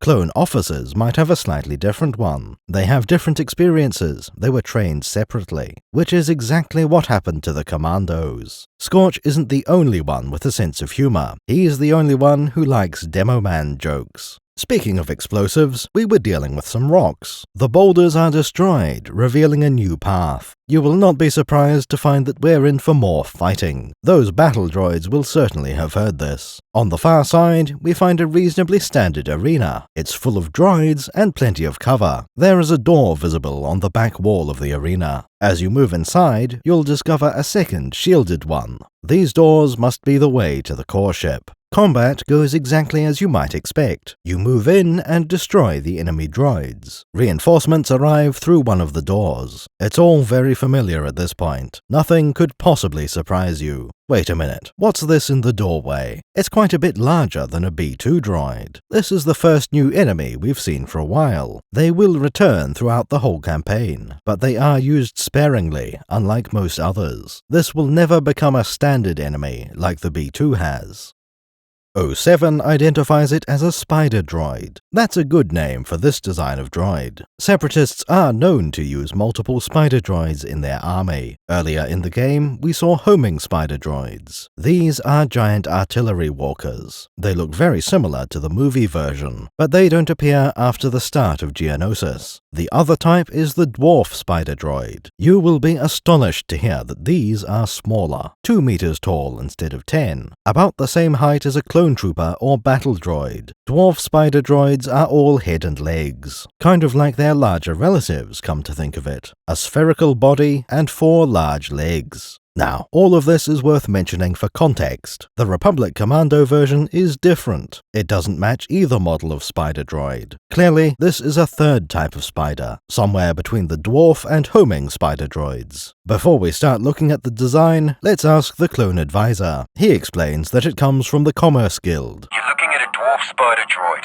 one of the Commerce Guild's nastiest anti-infantry units. That's correct. Spider droids are a Commerce Guild thing. However, he called it a dwarf spider droid. We just explained that isn't the case. So let's go over his description. The spider droid is an anti-infantry unit, both reasonable and perfectly correct. He then specifies that it has starship armor. Its durasteel plating is rated for starship hulls and is nearly invulnerable to small arms fire. That's quite different from the other 2 spider droids. The homing spider is specifically noted as having vulnerable legs, perhaps not to infantry weapons, but certainly to its peers. Your advisor continues to note its weak point. Only its optical cluster, the red orb on its abdomen, is unshielded and vulnerable. The optics, the glowing red bit. These characteristics make it a very different model. The original dwarf spider Spider is an attack dog, optimized for use in small underground tunnels. Let's watch Delta Squad fight before we analyze. This fight has a very clear solution. You were just given a new anti-armor weapon. Until now, you haven't had an excuse to fire it. This attachment is unique for not being a blaster. Instead, it seems to be a grenade launcher. Not a well-designed one either, by conventional standards. First of all, it ruins the balance. The launcher hangs off the side of the rifle. It also doesn't seem to seal the breech. The grenade is visible within the chamber. Both of these are clearly for gameplay. They make it look more interesting and easier to read. You can tell when it's loaded and when it's not. The anti-armor weapon fires with a strong arc. It's not viable to use at long range. Ammunition for this is sharply limited. That discourages experimentation or risky shots. Even using the right weapon, spider droids are tough. You can only hold 4 grenades at a time. That isn't enough, so you'll need to pick up some more. This is when the game introduces a new cover icon, the anti-armor position. It looks very similar to the standard sniping icon, also to the medical station, come to think of it. The anti-armor one has an open circle in the middle of its crosshair. Normal sniping has a dot in the center. Bacta stations have a solid plus symbol with no gaps. These anti-armor commands are quite rare. It's possible they mostly appear when fighting spider droids, but the icon is so similar it can be hard to remember. Just like the sniping command, these are how you switch squad weapons. Whoever uses it will get out his grenade launcher. Regardless of weapon, your squad has infinite ammo, so it's always worth using them if you can. Before too long, you'll destroy the spider droid. The armor on its legs can be blown off early, but usually it's best to just aim for the eye. Just shooting the armor is probably not the best decision, but assuming you hit the weak points, your rifle can be surprisingly effective. Especially on lower difficulties, you may prefer not to use the right weapon. Save the anti-armor launcher for B2 droids. When you see a spider, just use your ordinary blaster rifle. Dump a few magazines into the optics, and you'll be just fine. There's also a weak point behind the spider droid. It's all a question of what ammunition to expend. One approach would be to use anything the arena provides. If you're given 4 anti-armor shots, use exactly that many. After all, you can't carry more than the max ammo. Anything left in the level will be wasted when you leave. Whatever your approach, the droid is durable. It doesn't match the purpose of the real dwarf spider droid. That one has a single laser cannon that supports multiple modes, a rapid-fire anti-infantry option, or slower and more powerful blasts. Dwarf spider droids can advance at the front of the army or fight alone. Republic Commando spider droids are much slower. That makes them closer to the role of an assault gun, something that advances alongside the infantry, capable of engaging heavier targets as needed. Afterwards, it may be left behind as a self-deploying turret, designed to secure territory, not to capture it.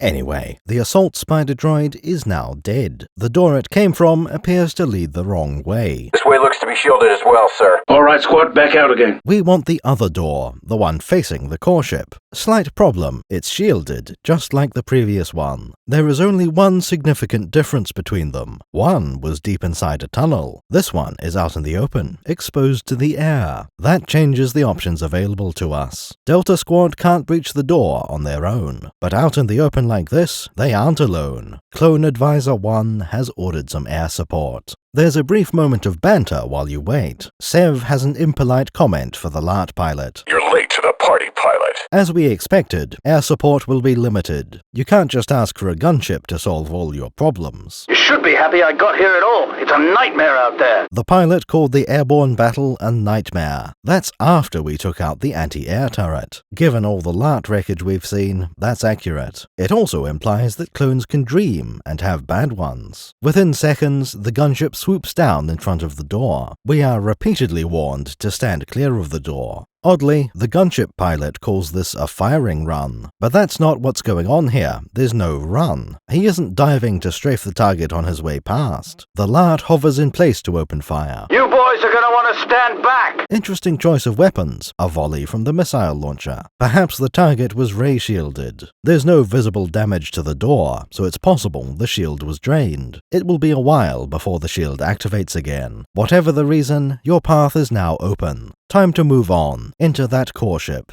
If the spider wasn't proof, the enemies have been alerted. So much for boarding this thing undetected. I thought this was a covert op. There are more droids through this door as well. The battle here should be quite swift. There's no cover to speak of, and you've faced worse. Might as well focus on maximum aggression. Moving inside the door, we find another tunnel in the rock. Unlike the previous one, this has a branching path. There's a door on the right that stays closed, probably where the spider came from earlier. Almost directly ahead, a solid door that you can slice. Turning the corner, you see a path that slopes upward. It's a very good thing this door is sealed, because another spider is walking past up there. Try not to get lost in the maze of Zagor. For those with a sense of direction, the path is obvious. Only one door is facing the right direction. You need to slice the terminal to open the solid door. On the far side, there's a long passage. It's hard to see the far end, and you don't want to try, but you can tell there are droids there based on the incoming fire. As you get closer, you realize there's a chasm in the way. That's because we're finally leaving the Geonosian canyons. What you see ahead is the core ship. In a situation like this, there's only one thing to do. Find the controls that extend the bridge, and then send Fixer to slice them. Meanwhile, you try to handle those droids on the far side. There's very little cover available, and quite a few droids. If you've been hoarding ammo, now is the time. Deploy that Geonosian laser, empty your sniper rifle. If you can get grenades across, then by all means go ahead. Being wounded isn't a big deal, of course. You can heal from any injury you survive, and you can't die so long as your squad is alive. With the opposition cleared out, you can cross the bridge. You are now officially inside the core ship. Okay, advisor, what have you done with those plans? Turns out it won't be quite that simple. The Federation doesn't let you walk in and steal their data. It's time for another sabotage mission, and this time you do it alone. Slice a nearby terminal to open one of the vents. It's possible these are actually droid delivery chutes, given that there's a lift platform inside. Must be intended for B1s, because super droids are too big. In you go. Happy hunting. The lift brings you deep inside the core ship, so far in fact that it triggers a mission briefing. We haven't just changed level, this is a whole new chapter. The text says this is the first breach of an enemy capital ship. That sounds accurate, the war only just started. It also tells us that the ship is carrying droids, a great many of them, and mostly asleep. Interesting choice, given that there's a battle going on. Maybe those droids could have been useful outside the ship. Then again, these Federation types are cowards. The negotiations will be short. When we get back to the game, 38 is still in the lift. He's getting a briefing from the advisor. Your primary objective is to download the launch codes from the ship's bridge. We already know about those launch codes. However, going to the bridge is new information. This is the first time we find out our final destination. Your secondary objective is to permanently disable this core ship. The secondary objective comes first. That one is just about the droid army, shutting down the loading systems to keep droids where they are. Not as exciting as getting to blow up the main reactor. At the top of the lift, our hero gets his greatest line, probably the best in the entire game. Alone against all these droids? They don't stand a chance. It's a bit of bravado. The droids would win eventually, but with the tight corridors, only a few of them can be in combat. The real problem should be running out of ammunition. Separatists do not carry DC-17M supplies. As we said, commandos should have scavenged E5 blasters. It's not possible in the game, but it's the only reasonable answer. Republic Commando just lets you reload the DC-17M. Inside the core ship, we can see droids being moved. This isn't a factory, so they aren't being built here. The monorail has to be moving them in or out of storage. Out to fight the battle on the surface, or into storage because the ship will soon take off. At least the bulkheads are used properly. Each time a droid rack passes through, a door seals behind it. The doorways come with a barrier to stop you straying from the path. As you move through the ship, there are plenty of dormant B2s. These aren't a problem, at least not yet. Your squad starts to report their own status. Things are going quite well for everybody. 07 checking in. I've just about reached my target.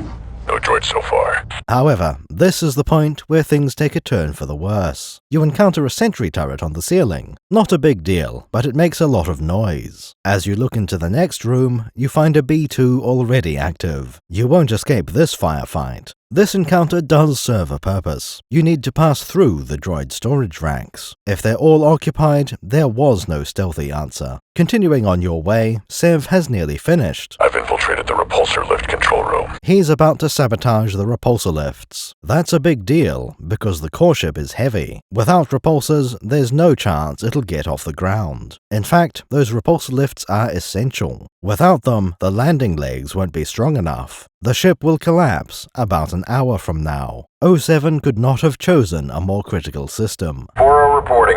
Running into a little droid trouble. Well, perhaps there is one other system. Fixer solved his droid problem and is moving on. 4-0, resuming course towards primary power conduit. He's going for a primary power conduit, just like earlier, back in the droid factory. This time, he's probably cutting it next to the reactor. And without main power, those repulsors will shut down anyway. Meanwhile, things are not so easy for 38. He encountered an open area, which certainly looks nice. But there was a Geonosian on some kind of control panel. Seeing you, he raises the alarm to activate a turret. 38 immediately reports this to the squad. Our presence is no longer a secret. That in itself is not so bad. Turrets can be easily destroyed if you can focus on them. Unfortunately, this is not a mere Geonosian warrior. You'll quickly discover he's an elite and therefore a challenge. So long as you took down the turret, at least there's cover between the two windows. This time, the elite refuses to fly very far away. That means you have options, including your blaster rifle. He's also within grenade range if you have the impact fuse. Technically, that would include the anti-armor launcher, but this guy knows a few maneuvers. Your sniper rifle is probably the safest bet. While you're fighting this one, Scorch reports in. 6-2 here. I think I've reached the coolant intake valve.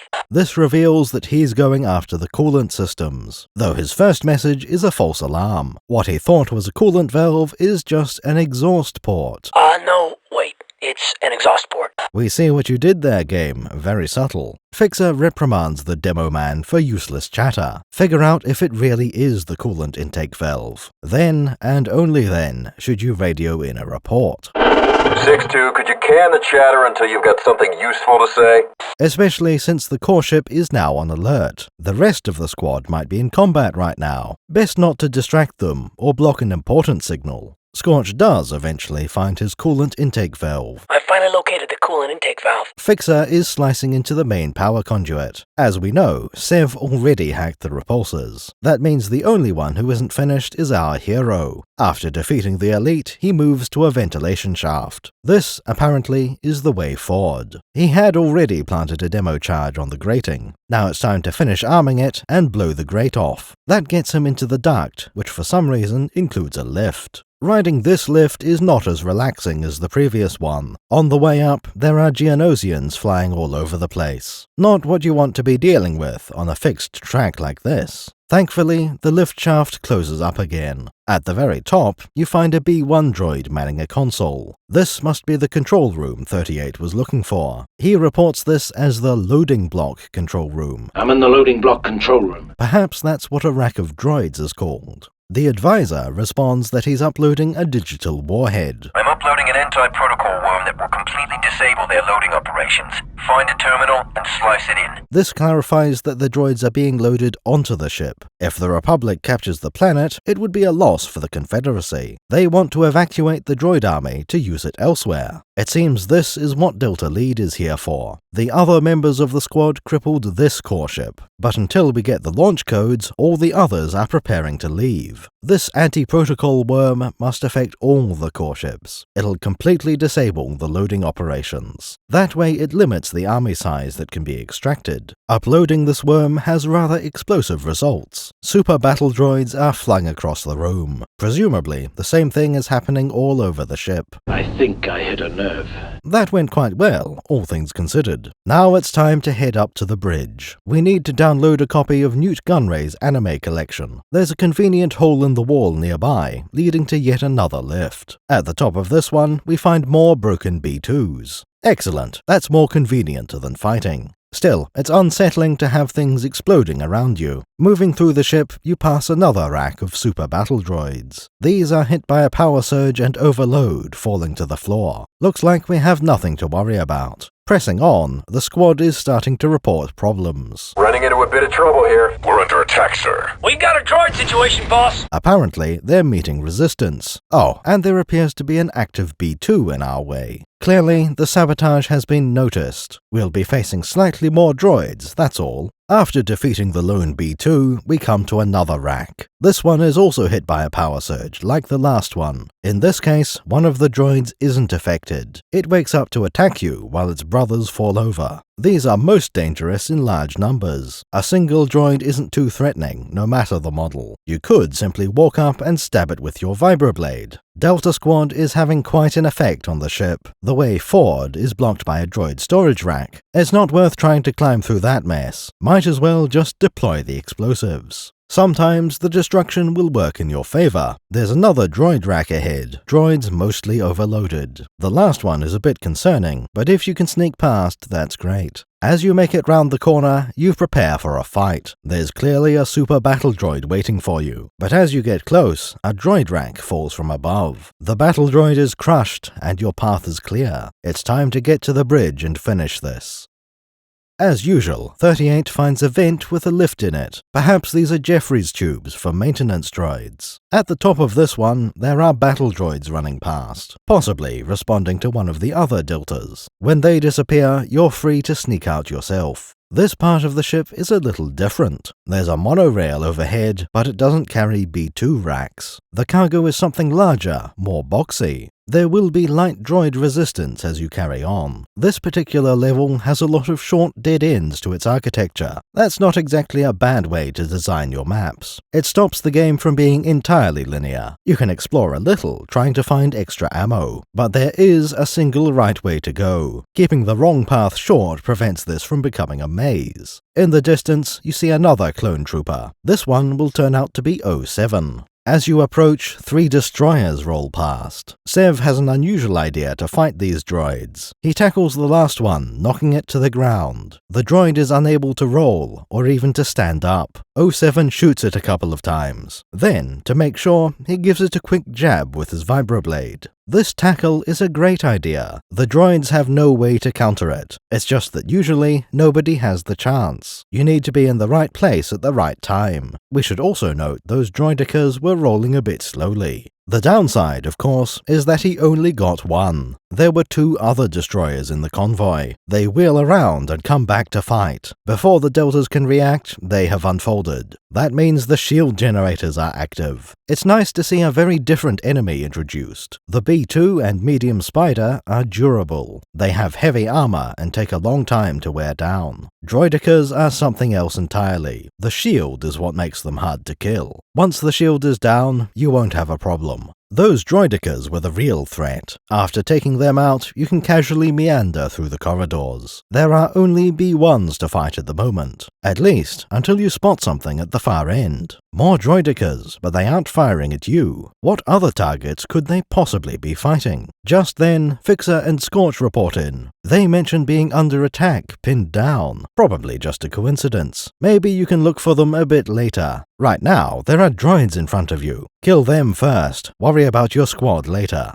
Oh, wait a minute, never mind. Turns out Scorch and Fixer were fighting those droids too. That went quite well. Now the whole team is together. When you report this to the advisor, he gives you directions. There's a loading substation somewhere on this level with an elevator that will take you directly to the bridge. Apparently, there's a shortcut to the bridge nearby. As you continue fighting on, there will be more destroyers. These will never be quite as prominent as the B2s. Droidicas are an uncommon enemy, especially outside the core ship. You will see them again, but not much more than the spider droids. For this entire mission, the monorail system has been foreshadowing. The whole time, it was moving metal boxes around. Suddenly, one of them falls down to block your path. 07 wonders what that is, just like the player. 40 explains that it's a droid dispenser. It's a droid dispenser, 07. Next time, read the briefing. These are not something we're familiar with from the movies. In fact, they seem to be invented for Republic Commando. Dispensers are very probably not canon at all. They aren't referenced elsewhere, and they would cause logistics problems. The main issue with droid dispensers is dispensing droids. They'll keep doing it until you shut them down. That's fine from a gameplay perspective, arguably even good. It gives a reason for the infinitely spawning enemies. The dispenser becomes an objective in itself. It also means you can just add new enemies in the middle of the battlefield. The problems come when you think about how it works. Teleportation is not part of the Star Wars tech tree. There's no way the Separatists installed a miniature wormhole in there. That means we have a clown car phenomenon. More droids come out than could possibly fit inside, even if you disassemble them, not even if you fabricate them from tanks of liquid metal. The volume of the droids is greater than the capacity. If we take these dispensers as being real, that has to go. We should think of them as more like dropships, holding perhaps 8 or 16 droids, no more. The purpose would be to throw them into danger. Any incoming fire and crash impact go to the dispenser. That way it can keep the droid cargo safe. Then deploy them onto the field, battle ready, possibly behind enemy lines. Regardless of how they work, we care about what they do. The dispenser produces an endless supply of droids. That creates 2 tasks for Delta Squad. First, to keep the droids under control, preferably to kill them faster than they appear. Second, to destroy the dispenser. The cheapest way to accomplish this is demolition. Have someone rush forward to plant a bomb. 10 seconds later, you can destroy the dispenser. That is, assuming he survived long enough to set the charges. You could also try using conventional weapons, but that would use your finite supply of ammo and grenades. Usually better to go for the demo charges. 38 hopes not to encounter more dispensers. I hope we don't run across more of those anytime soon. That's quite a nice line, because that's how it plays out. He will not encounter them soon. Most of the dispensers are in the second half of the game. There are only a few in the first half. Moving past the wreckage, we come to another door. This one can be sliced or breached, a familiar choice. Slicing would allow you to maintain the element of surprise. However, in this case, we already heard a B2's voice. It could hear us, and we heard it hearing us. Breach is the only sensible choice. Registering noise. On the far side, as expected, a super battle droid. By opening with a free grenade, it becomes a simple fight. That B2 was guarding a large open area, almost a warehouse. This must be the loading substation the advisor mentioned. Not entirely unmanned, though. There are Geonosians here. Just a single elite to begin with. But there's clearly going to be a large fight here. Looks like we'll have to get through this door. The door leading to the bridge is locked. You'll have to slice into a nearby terminal. There's got to be a control console around here somewhere. It's the perfect opportunity for an ambush. This is one of those times you want to do the hacking yourself. There's plenty of cover for the rest of the squad, but this terminal is isolated, a long way from the floor. So you get your squad ready, then walk up to the terminal. The moment you think about touching it, you can hear wing beats. This is highly predictable and exploitable. It's a good place to interrupt your slicing. Kill the reinforcements that just spawned in, then go back to slicing until more of them appear. Speaking of enemies spawning behind you, we have another topic. Every once in a while, your squad will call out. One of these is to say there's an enemy behind you. Behind you, 38! That seems like a very simple and basic feature. Nothing too impressive, just a pointless combat noise. Except that sometimes it can be quite helpful. They call out, you check your 6, and find an enemy. This will almost never change the outcome. If you were going to lose the fight, this won't save you. It will only ever help a tiny bit. But that's enough to be endearing. You end up liking your squad a tiny bit more. This fight will start with you facing multiple elites. Nasty combination, but you can defeat them. Use cover, rely on your squad, pick the right weapon, and of course, heal yourself afterwards. There we go, that's the entire fight completed. Seems a bit of a grandiose arena just for those 2 bugs. Ah well, time to move on. You finish slicing the objective terminal. That unlocks the main elevator leading to the bridge. Perfect, now let's get out of here. You stride confidently toward the exit. As you get close, it seems to activate on its own. How convenient for Delta Squad. This is when you notice a familiar shape coming up the lift. It seems to be another spider droid. Well, that explains the anti-armor cover position. And the sheer size of the boss arena. Time to practice your spider killing techniques. Get out the grenade launcher and fire at will. Then, when you run out of ammo, try something else. Good thing you already killed those elites. Having to dodge lasers would make this much harder. After you swat the spider, it's time to recover. Having those half-dozen med stations was another clue. You don't find that in your average room. Heal yourselves, then pick up any ammo lying around. The spider droid brought a platform up with it. That means you can now pass through the door and carry on. At the end of that corridor, you'll find a door to breach. This can't lead to the bridge directly. We already know that's on a higher level. At best, this will get us to the correct lift. Breaching into this room goes much as expected. There are some droids inside, B1 and B2. At this point, they'd be lucky to land a single hit. You move through the room, barely slowing down, just like in the simulators. It appears to be some kind of control room. At the very least, it's full of screens and computer desks. On the back wall, there's a giant door. Finally, Delta Squad is going to reach the bridge. Everybody steps into the lift to end the level. While aboard the lift, the ship speaks to us. To everyone, it's an automated announcement. The ship mentions an impending hull breach. Alert! Hull breach imminent. Critical systems failure in 5 minutes. In space, that would be terrifying. This ship is already on the ground, so it's not as bad. Hull breaches just add more ventilation. Critical systems failure is more of a concern. Best case scenario, the core ship falls into a pit, but there's also a decent chance of the reactor exploding or something. If we tried to evacuate, Delta Squad wouldn't make it in time. Maybe out of the ship, but not beyond the blast radius. Still, time is not going to be a problem. We've all seen this sort of thing before. We've got 14 minutes before those fuses blow. We only have 5 minutes, they always say. Then, 17 minutes later, the bomb goes off. It's all based on the story, not a real clock. In other words, we don't have to worry about this time limit. When we get an update, that just means we did something right. It should be perfectly safe to take our time in this level. Naturally, there are droids waiting for us, but only the B1 model, so this is trivial. The squad moves on, reporting their progress. 38 uses the term sublevel 0001. Delta Squad, on sublevel 0001. There weren't any signs in the ship's corridors. This must be a standard bit of terminology. Maybe the bridge is always 0001, or it just happens that Nemoidians like their bridges at the top. That's also true of the Acclimator. However, many ships use a different layout. If the bridge is level 1, then higher decks would become negative. Your clone advisor has nothing useful to add. Finding those tapes on the bridge was already the plan. Now find the bridge and get those codes. It's just that now, the bridge is very close by. There is light resistance as you press on. They wheel out a single destroyer droid. However, all the enemies are in front of you. That makes it much easier to focus fire on a target. You charge forward through the core ship. Parts of it are exploding all around you. At this point, the vessel is beyond help.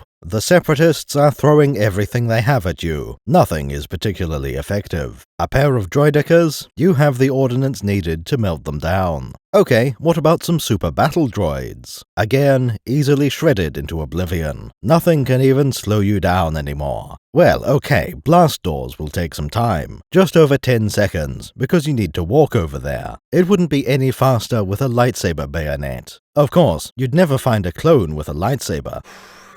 In the business, we call this force. Through the door, we find a decently sized force. Half a dozen B1s and a couple of B2s. In the early levels, victory would be in question. By now, it's just a question of how you beat them. How much ammo do you use, and how fast? More importantly, how stylish did you look? As you're busy fighting, the ship's computer interrupts. Stabilizers failing. System failure imminent. Stabilizers are about to fail. That's pretty important, since core ships have landing gear. They need 8 legs to support that tonnage. If any one leg takes more than its share, it will fail, which then spreads the extra load to the other legs. This core ship is dead already. We've almost reached the bridge, with only light resistance, barely enough to slow your momentum. At the end of the corridor, the door is unlocked. Passing this, we trigger some dialogue. 38 mentions that we're almost there. The ship's computer gives an update on the countdown. Critical systems failure in 3 minutes. Hold tight, Deltas, we're almost there. The bridge should be just through this door. Very dramatic. It will end with a narrow escape. Whatever the objective, it'll take exactly the time we have. What good is a ticking clock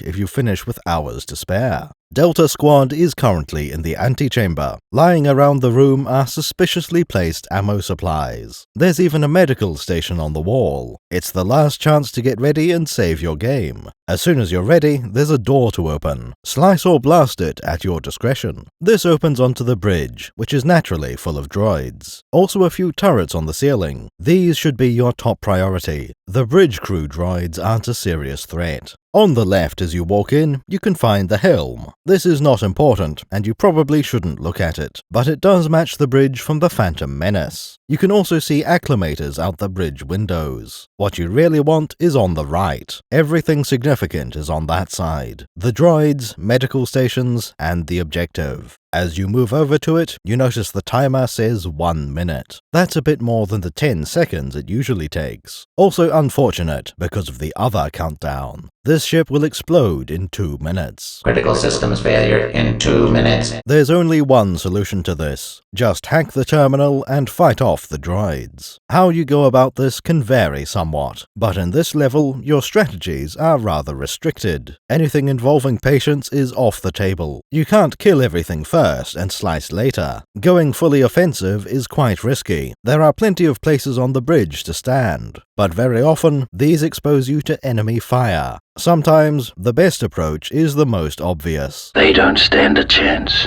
Hunker down near the objective. Try to stay alive and return fire. This part will take multiple attempts if you aren't prepared. You see, in this level, the time limit is real. Critical systems failure. 3, 2, 1. System failure. I think we just lost Delta Squad.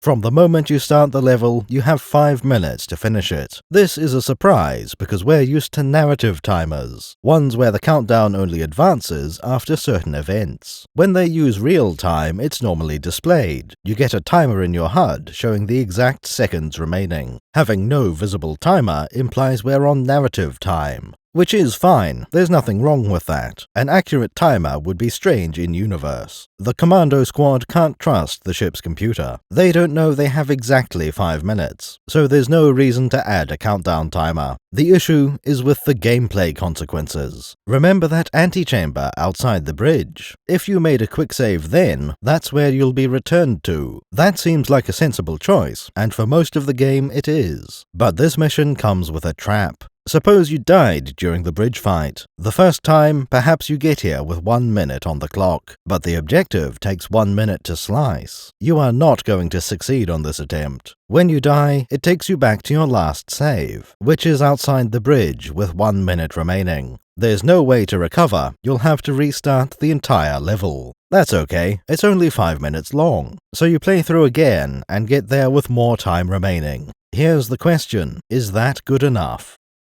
Sometimes the answer is easy. You beat the entire level and everything is fine. Or you don't, because it would be impossible. But in between those, you have a grey area. You're not sure if there's enough time. Obviously, there has to be more than a minute left. Otherwise, it's already impossible. But what if the slicer is killed in the crossfire? Then you're down a man, and you've lost several seconds. Should you keep trying the final fight? Or should you restart the whole level and run through faster? Granted, this is not the worst problem to have. It is an interesting gameplay scenario. There are multiple valid approaches to solving it. Do you just brute force the whole thing, restarting the level every time? Perhaps you break it in two, saving outside the bridge. Or maybe you try to optimize every encounter, getting out a stopwatch for every pack of droids. Half a second saved early might be all you need. With each improvement, you save again, creating the optimal run. This mission also serves as a skill gate. You can't get through without a certain level of ability. Now, you can specialize in certain things. Maybe you're really good with squad commands. Perhaps you get many kills for each grenade. You could be good at cover or shooting or melee. All you really need is to beat the level fast enough. If you can put together a set of skills that can win, that'll do. A strategy that's stupid but works can't be all that stupid. Now, we should be clear about the issue here. There's nothing inherently wrong with timers in games, nor is there a problem with gradually perfecting a level. Even the uncertainty can be a neat feature. The only problem is the context they appear in. If these mechanics are so good, why not build the game around them? Imagine a game where there's always a timer. Maybe just a few seconds, maybe several hours. That could certainly be a good game, but Republic Commando is not that game. You could have a game where it's all about resource management, constantly tracking your ammunition, your health. If you play badly, maybe it's better to load an old save than continue. That's not the kind of game Republic Commando wants to be. It's almost certainly possible to pistol start every level. The game will give you enough ammunition to fight the enemies. You just need decent accuracy and good judgment. Don't use grenades on a single B1 droid, for example. This bridge assault reminds us of a different game. Resident Evil uses typewriter ribbons to save your progress. These are consumable items that you find in the world. That means the game is a constant chance to refine your gameplay. You could load an earlier save, then play through that part again. If you do well, you have more resources. Save a few health items or some shotgun shells. That puts you in a better position to move forward. If you can play for longer in a row, you can save your ribbons. You're always wondering if you should move on or rewrite history.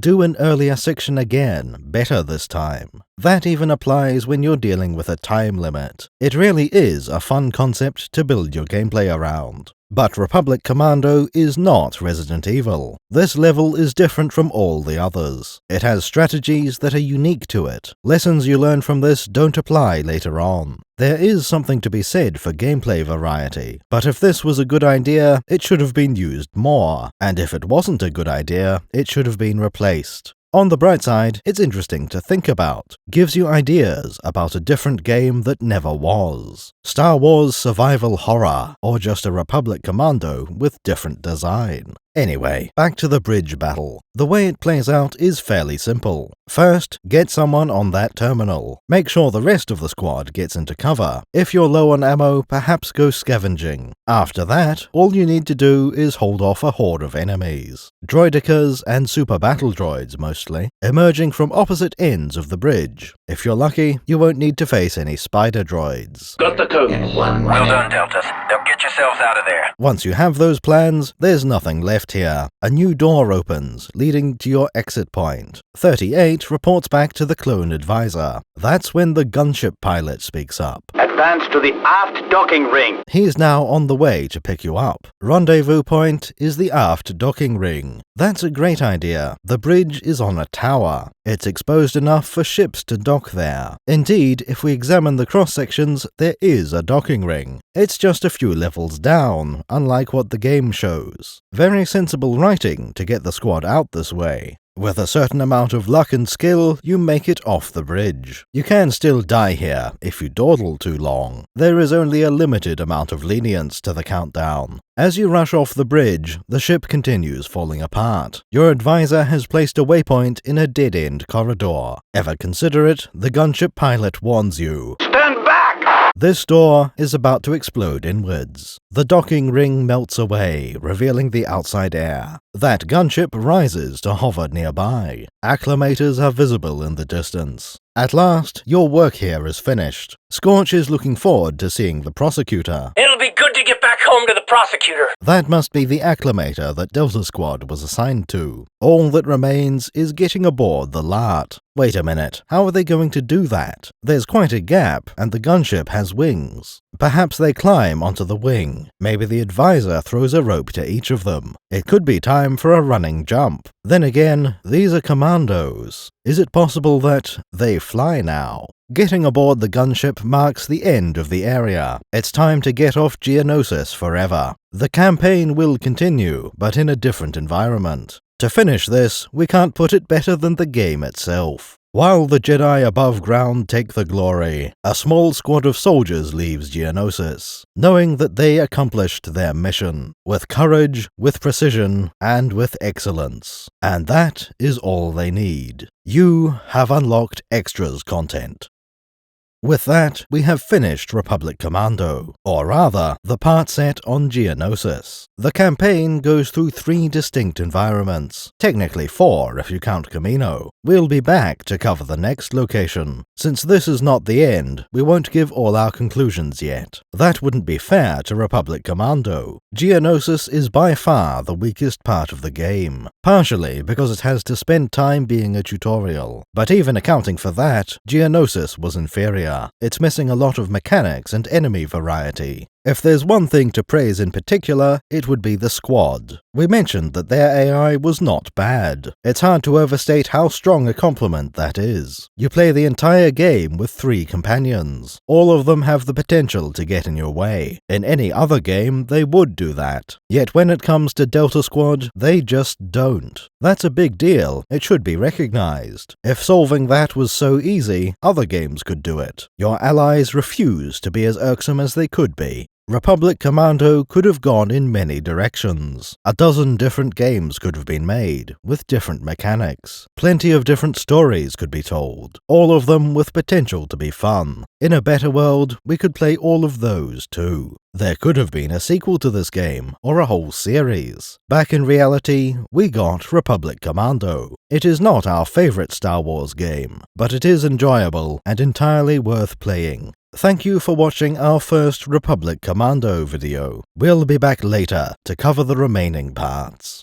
There are 2 ways to support us. Become a patron at patreon.com/thebreadcircus, or become a YouTube member by clicking the join button. Alternatively, subscribe, like, and comment. Only the former options guarantee that your name lives on in history. Everything else is embarrassing YouTube-y stuff.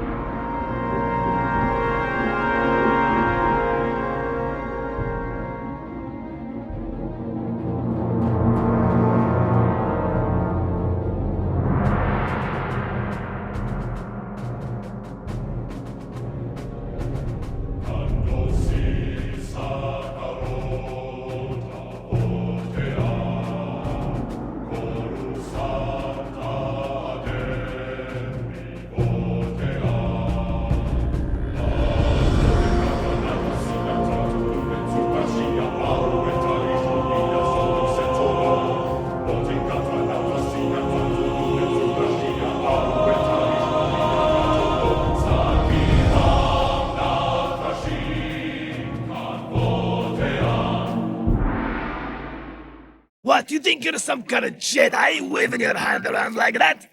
I'm a Toydarian. My tricks don't work on me. Only money. No money, no parts, no deal.